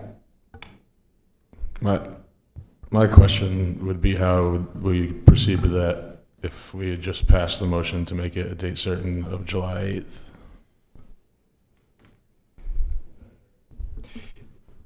So looking quickly at your procedure, it doesn't look like it deals with reconsideration. But when the board is still meeting, and you do go to Robert's rules, and typically somebody who voted on the prevailing side can move to reconsider that action. So it would be opening it back up if that motion passed. So if you had voted to table, you could say, I move that we reconsider the action whereby we voted to table. Someone who also voted to table would have to second that. Then there would be a vote on that. And if that was reconsidered, the tabling motion is now off, and you can either move forward with the decision tonight to do a final decision. Sounds like set a meeting at that time, and then you would table again to that special meeting time. Can I ask a question? You use the word table and we use the word postpone. Is there a distinction there? There is. I think as a practical matter, I'm using it to mean the same thing, and I think that the key point is when member said it would continue the public hearing is a key point.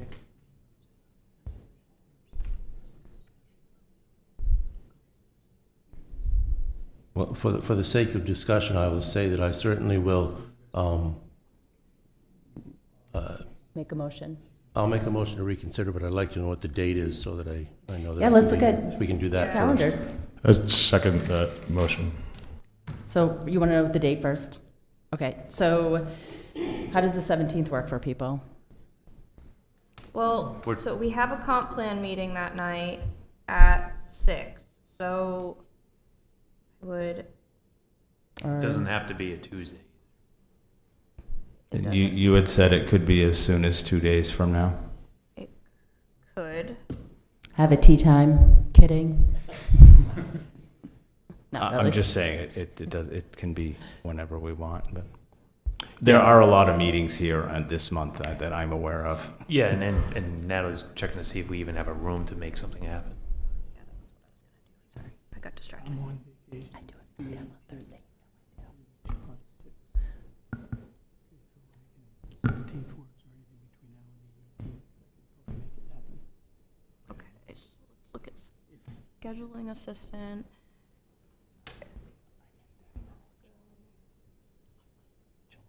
No, sorry. I scrolled too far.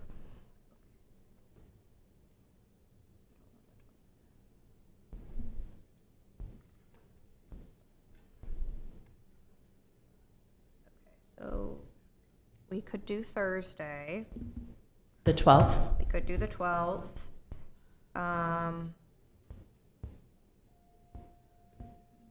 Monday's busy. At 6. I mean, we could do like a 5 p.m. meeting. We could even meet in the community room while the comprehensive plan committee is going on in here.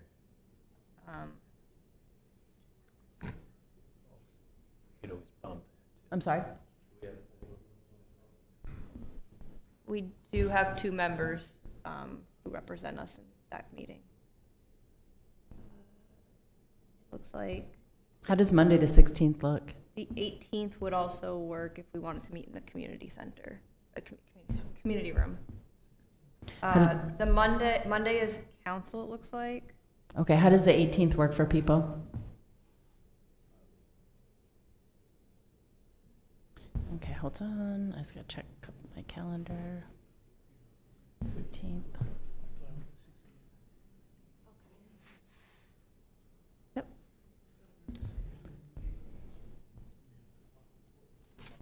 So the 18th is looking good. Yep, we could do 5:30 or 6. You guys want, planning board can choose what time, but it looks like there's availability in the community room Okay. anytime after 4. How about we do a date certain of the 18th, and we can, 18th.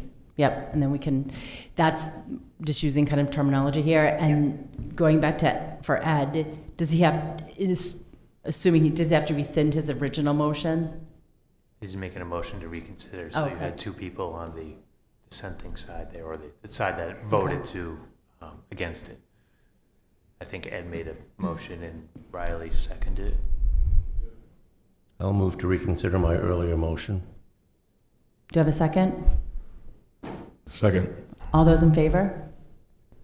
Okay, motion carries. Was- I'll move that we. Oh, I'm sorry, all those opposed? Thank you. I'll move that we continue this hearing until June 18th. We have a time? Does 6 p.m. work for everyone? Sure, yep. Okay, 6 p.m. June 18th at 6 p.m. Okay, do you have a second?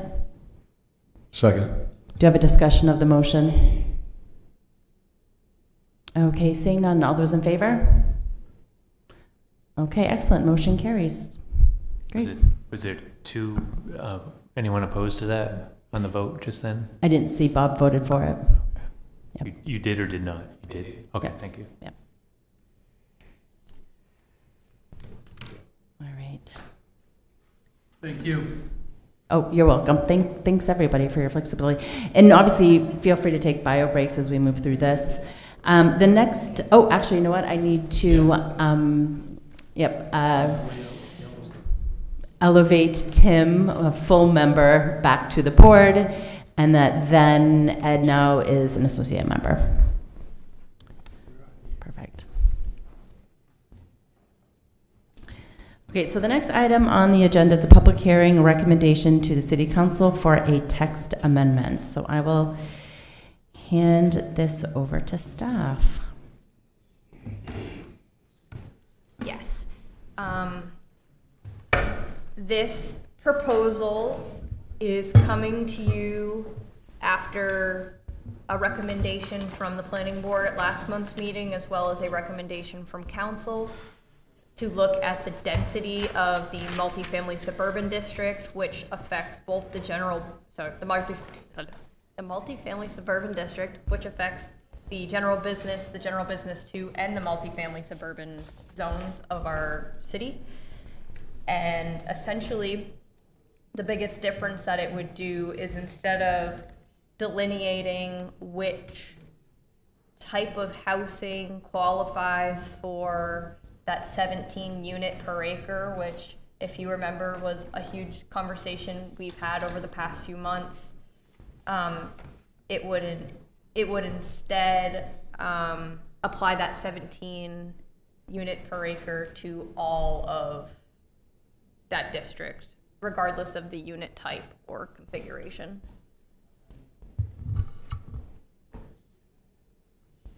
Okay, thank you. So I'm assuming everyone's had an opportunity to review the text. Any further discussion? Yeah, this was when we were trying to nail down like the definition of duplex to multifamily, multi-level, right? And is this regardless of unit type, the way to not have to nail that down, or is that? So this actually doesn't take away that earlier conversation about things having to go through the planned unit development if it's a single family attached, which is if they share a common wall. So if that's something the planning board would like to still discuss, I would recommend that you make, I would say probably separate from the amendment in front of you tonight, but you make a recommendation for staff to come back with some clearer guidelines on what the planning board's vision is for what that would say instead. We're not addressing the definitions. I mean, that was a concern. But another concern that we understood was that whether it's one family or multifamily, what difference does it make with respect to the density there? If you can do 17 units of multifamily, why can't you do 17 single-family units out there? I think there was some sentiment from this board. I think we heard it from some elected officials as to, is that a tweak that we can make without impacting other sections of ordinance? It's not lost on us that there was a concern with two-family townhouse. What was the other one? Single-family attached. To Natalie's point, there's probably value in cleaning that up too, and I think we can do that without, again, creating substantive changes here. As you know, we're in the early stages of a comp plan, so this is, I think, housekeeping to an extent to clear something up versus some other substantive changes that we might like to make that we should probably hold off on, given, you know, the potential visioning and changes going on. So, as Natalie suggested, certainly a motion could be made with respect to this amendment as written or with any potential amendments to it. And then if there is a separate motion where you folks would like us to revisit terms like that, that's certainly appropriate, and then staff can come back to at another time with language to consider. Yeah, that was my thought, was that it was, I think the whole definition quandary was brought up by this density measurement, so it's not, I don't know that it's an answer that we're searching for immediately, but. And I think there's some benefit to it.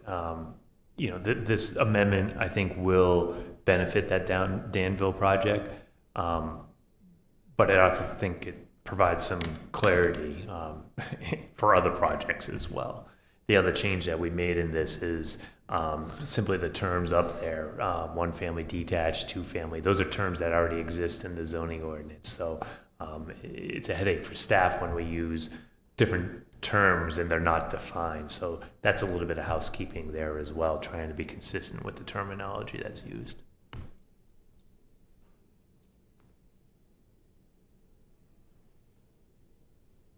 Alrighty, any other consideration, thought? I do. There's a motion. Oh, go ahead. I thank you for bringing this to us. The density is certainly increased.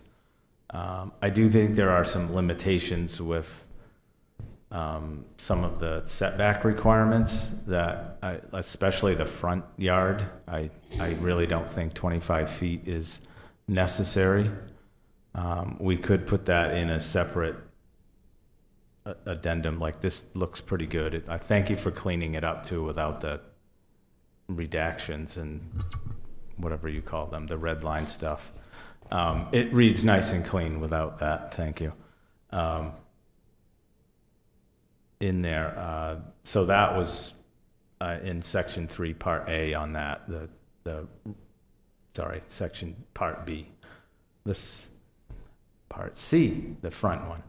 And then the 1D, principal buildings, when you have more than one on a lot, which you're required to have 30 feet or more between each building, I think that can be excessive in single-family development stuff, depending on what the neighborhood or the developer or the market wants the neighborhood to look like. I know that was an issue on the Stetson Road lot as well. So that could be something for us to consider as well if we wanted to discuss a couple of those, and allow the developer to be a little more flexible and designing stuff that we really can't think of. I am thinking more in the residential type things, but I know with bigger buildings it becomes less of an issue, but if you get, and then the height restrictions kind of limit how far apart they have to be too.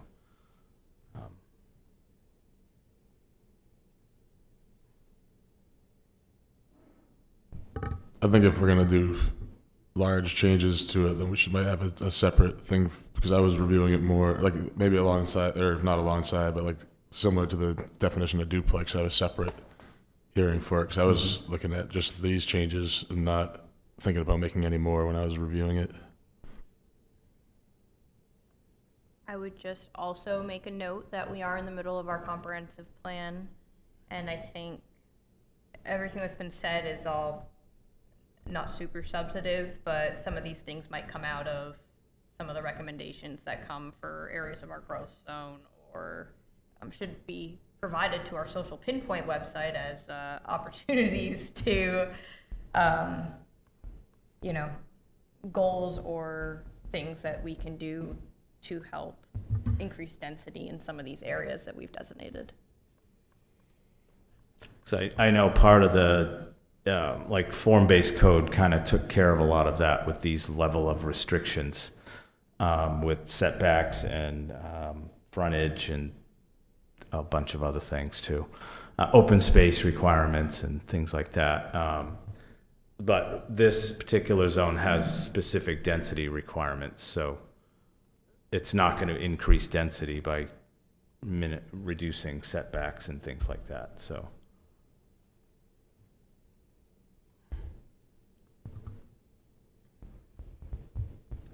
Okay, any other discussion? If not, seek a motion.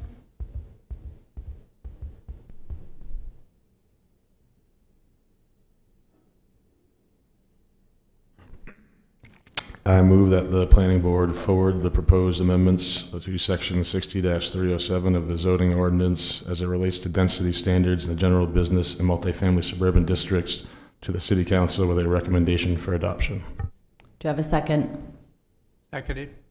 Do you have any discussion of the motion? Isn't we supposed to have public comment? Oh, is it a public? Yes. Oh, man. Okay.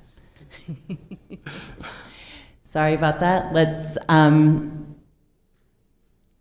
we're going to just move the motion off of the table at this point in time. We're going to strike that, and I make a motion to open up public comment. Second. Do I have a motion, a second? Okay. All those in favor? Okay. If you are a member of the public and you would like to come forward, please state your name, and you have 5 minutes. And if you have an address if you live in an address outside of Auburn, you can also use that one too. I think his address is 60 Court Street, but I'm not sure. Yeah, exactly. I want to be retired. I have a cot. I want to be retired. Stephen Beal once again, at 575 Johnson Road and 60 Court Street and 93A Shepley Street and other places. To the amazement of several of you, I'm sure, I am in favor of this proposed change to the ordinance, but I do have a few what are intended to be helpful suggestions to make it even better, if I may. The first, in paragraph 1D, the new paragraph that begins for a lot containing a mixture of one family detached, and then it continues from there. The alternative and/or doesn't begin until you get to multifamily dwellings. I'm sure it would be an aid to developers and make the ordinance more flexible and frankly reflect what I think it was intended to do, to insert the words and/or after the words one family detached and before two family. Because the way it's written, you necessarily must have one family and two family before you get to the alternative.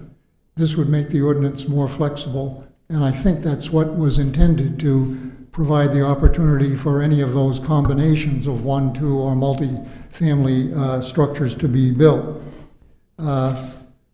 Secondly, over on the top of page 2, in subparagraph 3D, the singular "the building" has been changed to "the buildings." I would think that it would be the intent of the thrust of the ordinance to insert the word "all" before the word "the," so that all the buildings must meet all the yard setback requirements.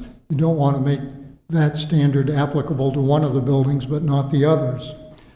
And my final substantive suggestion is that in paragraph 4B, the references to two particular types or religious structures for gatherings would be better deleted and replaced with the more inclusive term, a house of worship, rather than church or temple. Those are my substantive suggestions. I would just note in passing, I have no cure for this, but in new entire paragraph 3E on page 2, that the reference at the very end of this paragraph to a development plan or proposal to be included within a reasonable period of time is a litigation breeder. Anytime in an ordinance you invite someone to do something within a reasonable period of time, someone who is an applicant is going to want more time, someone who's an opposing neighbor is going to want less, and I suggest that you may want to consider some specific term of months or weeks rather than reasonable. There are a couple of other typos and things that I won't burden you with. Thank you. Any other members of the public like to come forward? Okay, seeing none, I will seek a motion to close public comment. So moved. Do you have a second? Second. All those in favor? Okay, public comment is closed. All right, so either seek a motion or we can have discussion. I'll leave it up to the board. If I may, Stacy, the excuse me, suggestions that Steve's made from staff's perspective, we don't take exception to any of them. If it makes it word and be interpreted more clearly, that's fine. Just for the board's benefit, the green space comment up there in section E, that's existing language. I don't necessarily disagree with Steve as to what a reasonable period of time is. I don't know that we want to visit that at this point. We can visit it at another time, which is another vague reference. The other comment about church, temple, replacing that with the term place of worship, we certainly can do that. I just agree with his suggestion. I will note that we have a definition of church, so if we did that, we should probably change our definition of church to place of worship as well. It's a perfect example of where we're going to make a change one place. We want to be consistent throughout the document. So, And that might be a better thing to come at a future meeting if we could decide to workshop definitions if that's something the planning board has. And if we were to do that, maybe with the 1 and 2 family definitions, we could do the worship definition at that time and just go through the ordinance and replace church wherever it is with that more appropriate term. Yep. Otherwise, the other changes I feel are right on. Yeah, that's what I was about to ask. The other two seem like they would make I mean, it's wordsmithing to some extent, and it'll only makes it more clear for anybody else looking at this.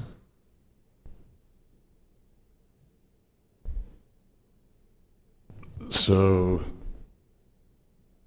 to make a motion, I would have to make a motion and specify these changes to it. Okay. Did you get them all? I think. Allow me to try. Okay.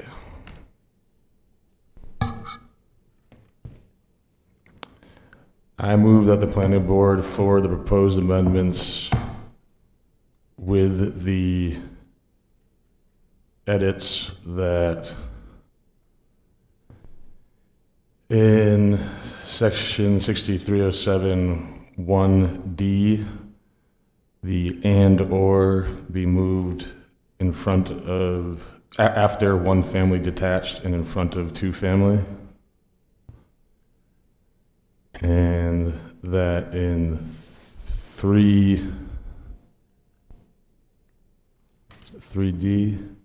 that the word all be added between provided that and the buildings. So it reads, provided that all the buildings. And we'll continue the motion. With those amendments and edits to section 60-307 of the zoning ordinance as it relates to density standards in the general business and multifamily suburban districts to the city council with a recommendation for adoption. Do you have a second? Second. Do we have any discussion of the motion? Okay, seeing none, all those in favor?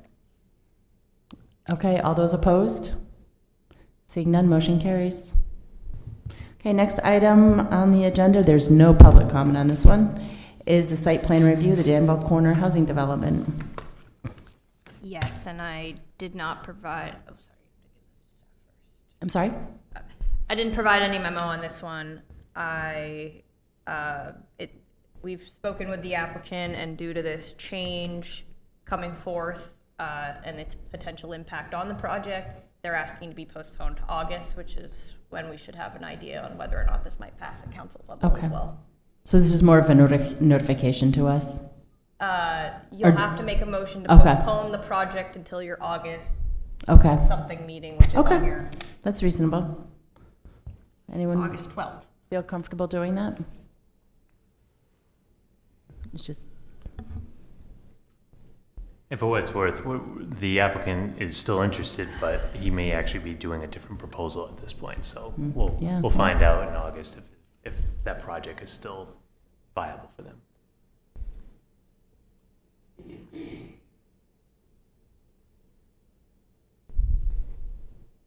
So we have to postpone.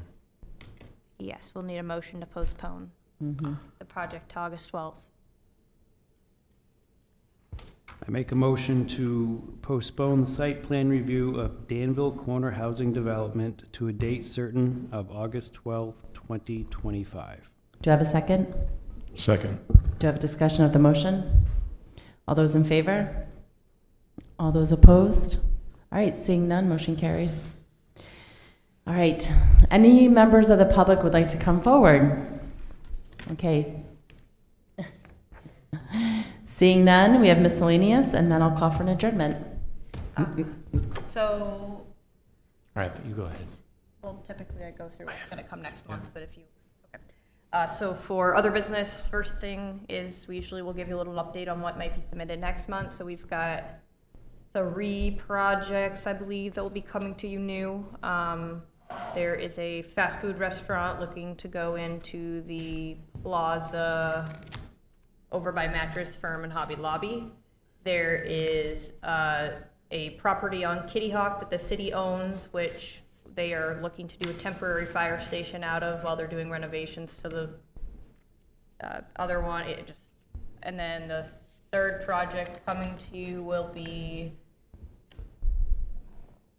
UPS is currently using parking on the airport property, and they're looking to move their parking lot down the road a little, but it's on a different parcel, so it has to come back for another site review because it's a special exception to use off-site parking. Would that still be still the airport? It's still the area? airport property. It's just a different parcel than they're currently on, and it is the parcel that you recently reviewed a few months ago that has a T-hanger. So a portion of that project is on this parcel. So those should be, and then, Brickyard's coming to your meeting in 2 weeks. So yeah, these will be your projects on your agenda for July, as far as we can tell at this point. Okay. Any questions for staff before I seek a motion to adjourn? It was just, the last thing was, if you didn't get one of these in the mail, you're going to. And you should fill out the survey by the 20th because it's the comp plan and you guys are going to be living and breathing this stuff eventually, because at some point it'll come to you as a draft document to make a recommendation to adopt to go to the council. So there have been subcommittee meetings. There'll be visioning meetings in July that there'll be notice about. Those are certainly ones that you folks might have interest in participating at. We're going to have them at various locations. But certainly encourage you to sign up on this. Natalie made reference to like the social pinpoint site. You could vent your concerns about certain properties with multifamily and whether it's appropriate. This is a good place to do that and stay in tune with the process. And definitely spread the word to everyone you know to do that. And I if you- found it a pretty engaging survey. That was pretty, Did you create it? I kind of had a say in it, but I knew he was leading up to something on that one. Okay, at this moment, I would take a motion. One other thing, sorry. We need Just a out of the workshop. subcommittee meeting earlier, we're not gonna have a substantial conversation about this, but we just kind of wanted to gauge if anyone else is having this issue where they don't feel that they have enough time to review materials, especially on months where you're provided with a lot of applications all at once. And if that's an issue that multiple members are having, which just might be something that we would want to do a future workshop on to talk about submission deadlines and stuff like that. I do have one more question though. No, I think usually when it goes through well and we have a weekend to go over it, I find it's enough time to review it. And under most circumstances, you are getting paper copies, so this is, this month was a little different. Do we need a motion to ask you to workshop the definitions changes to? You made that motion last month, so I'd say we're good, but, Yeah, I mean, you did, there was kind of this open motion last meeting to come back with some amendments. Whatever So we discuss. Right, so Okay. what we're gonna talk about is, the dwellings, we'll talk about whether or not the place of worship. You referenced the setbacks this evening as well, so we can come back and schedule that as a workshop for you folks to discuss. Thank you. I think you answered this. We will receive paper packets normally.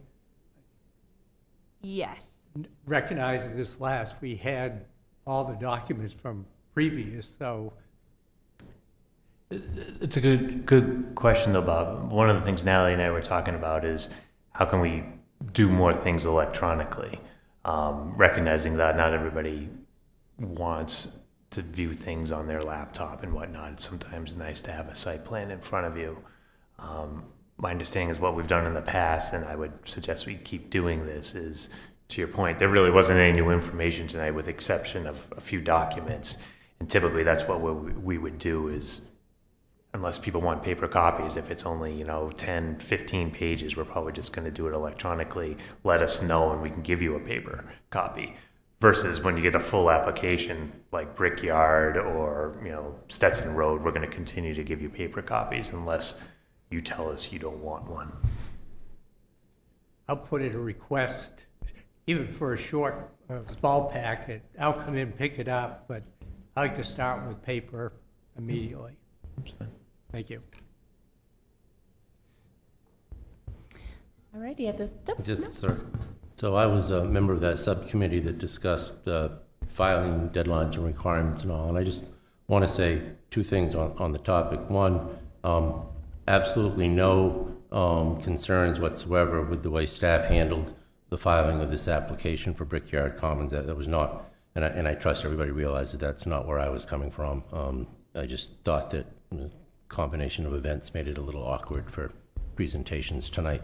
But I do think that at some time, and I appreciate that I'm the new kid on the block, but I get the sense that this is sort of a rushed process.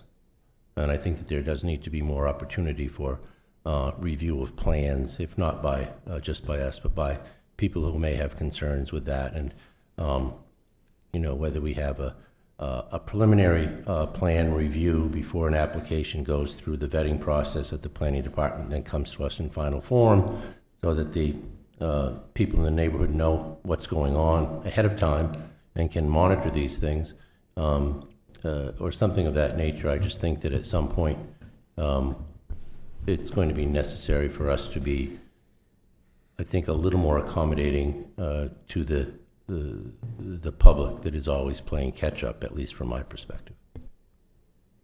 can you speak, I guess I'm trying to follow you on that. I'm not following.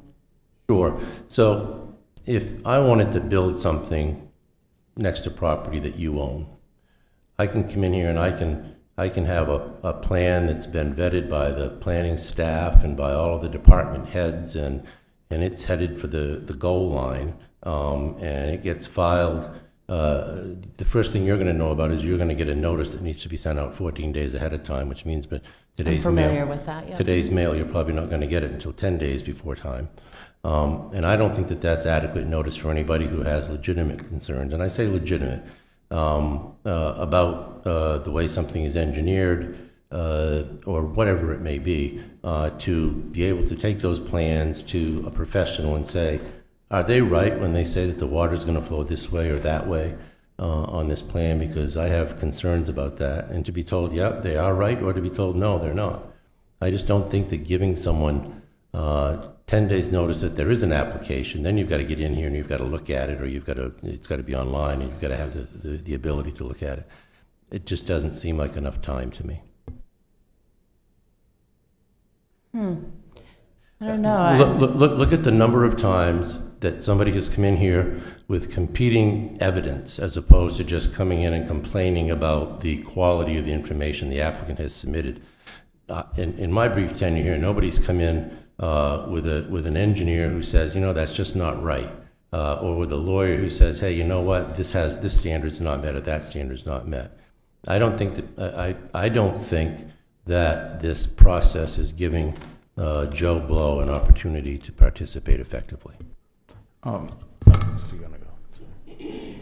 But actually, this conversation, I think, started last meeting, and that we are in a busy time, hopefully development-wise, but also with a comprehensive plan, with issues that we've begun to identify that we need to address.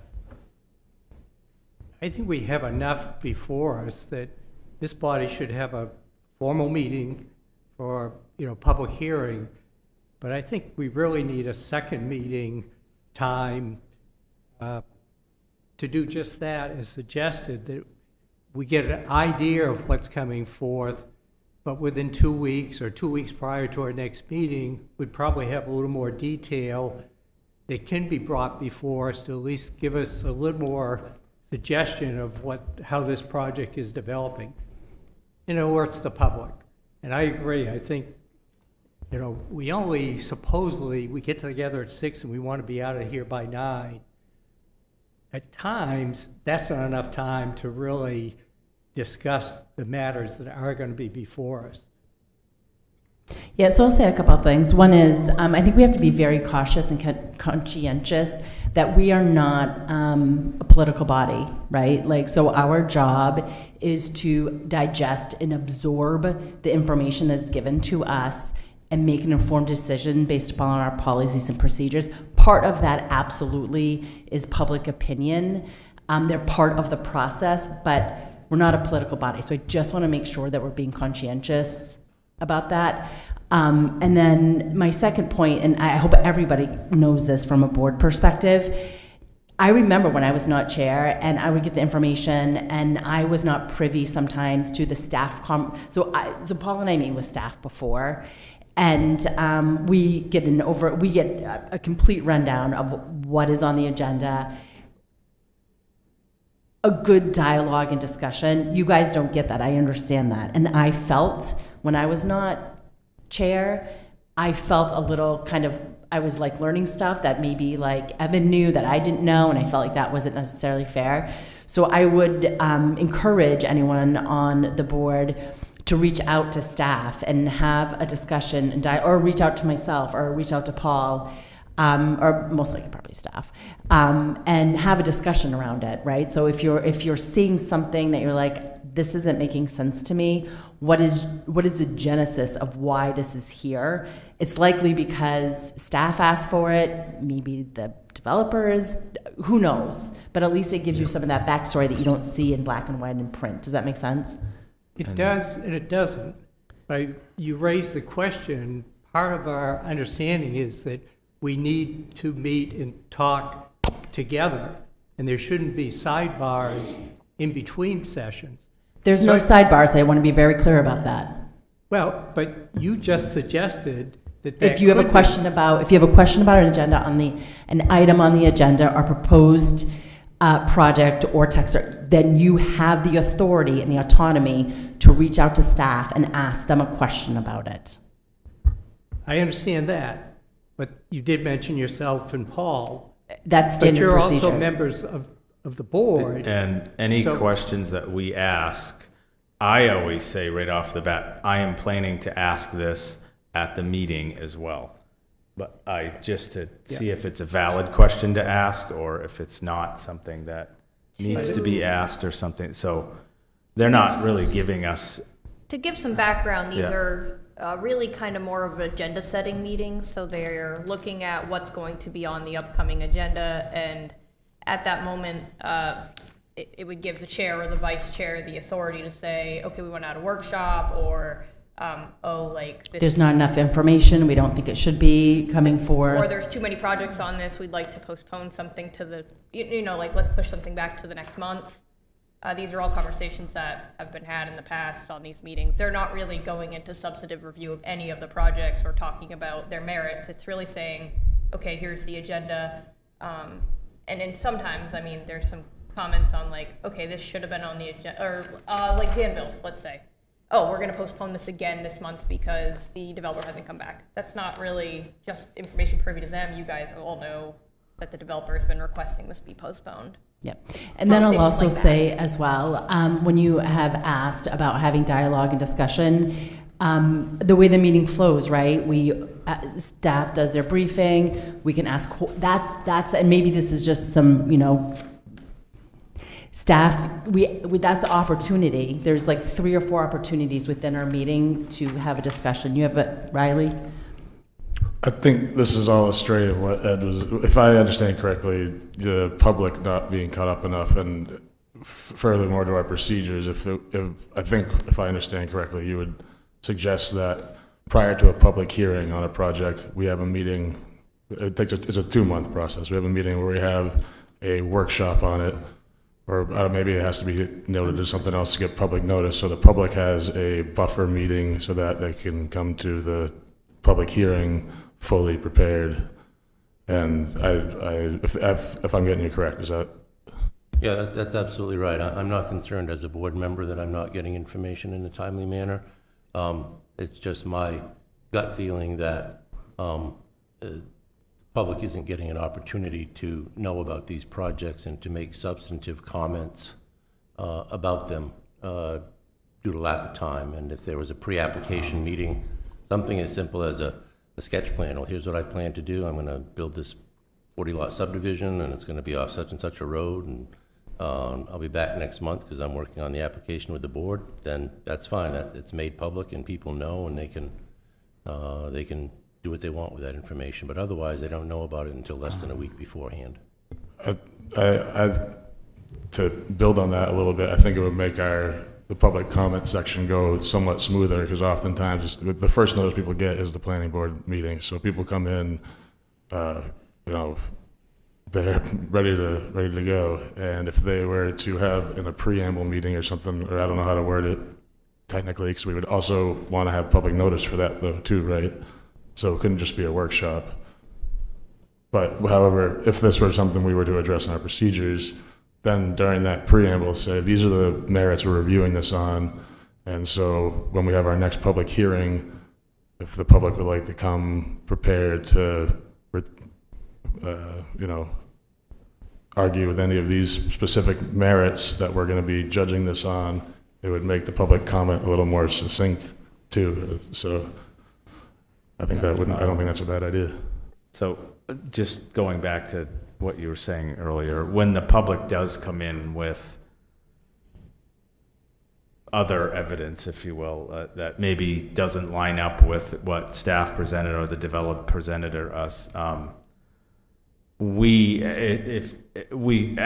it's presented at the meeting, and it has happened plenty of times in the past, it's hard for us to verify the legitimacy or accuracy of the information, much like we're asking for the public to be able to have that amount of time to come in. When we get it firsthand and we're just listening to it for the first time, we don't really know if it's a legitimate source or the data's valid or something like that. And if for some reason, as a board, just as a general note, if you ever felt something was not valid, you do have the authority to ask for a third-party review. if that was your prerogative. If I understand your comments correctly, I think you're agreeing then, because you're putting yourself in that scenario, in the same situation the public generally is in. It's flipped. So, I would expect the board, if it was provided with contradictory information at a meeting, to take its time and digest that. The applicant has heard that and should plan to come back and rebut it. So all of this is somewhat coming as a result of the subcommittee that we have for policies and procedures, which Maureen and Ed are on. So we've met a couple times. There's some things that we being staff were looking to have cleaned up. Both Maureen and Ed have brought some things to our attention, and this was one of those topics here. Exactly. That's I'm going to remember where I was going with that. A lot of the changes we're discussing are policies and procedures. You folks can act upon those, adopt those. Life is good. To change it, the policy or the procedure that we're discussing right now, as far as like an additional meeting or change to notice or something, that would be an ordinance amendment. So we would have a hearing for that. We would end up bringing it to the council. So some of these things are somewhat ministerial, and you folks can address them. Other things will result in ordinance changes. The thought being, depending on the outcome of that group, we'll come back to you with recommendations, some limited to policy and some for the board to consider whether or not to move forward as a zoning amendment.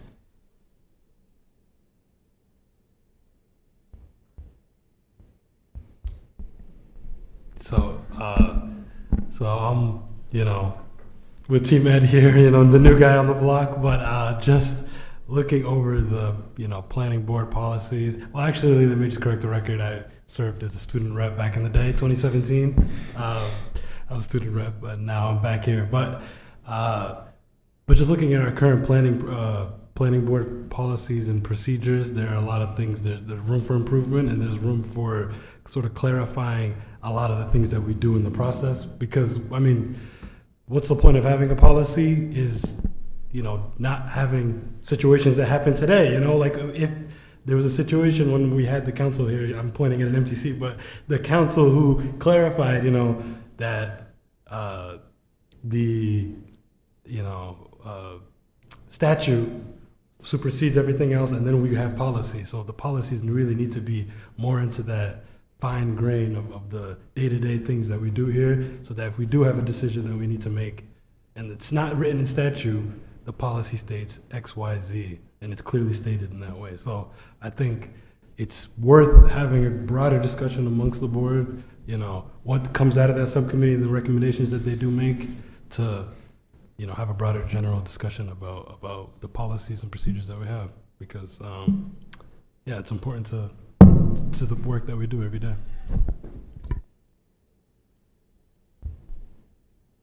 Alrighty, any other discussion? Okay, seeing none, I would seek a motion to adjourn. So moved.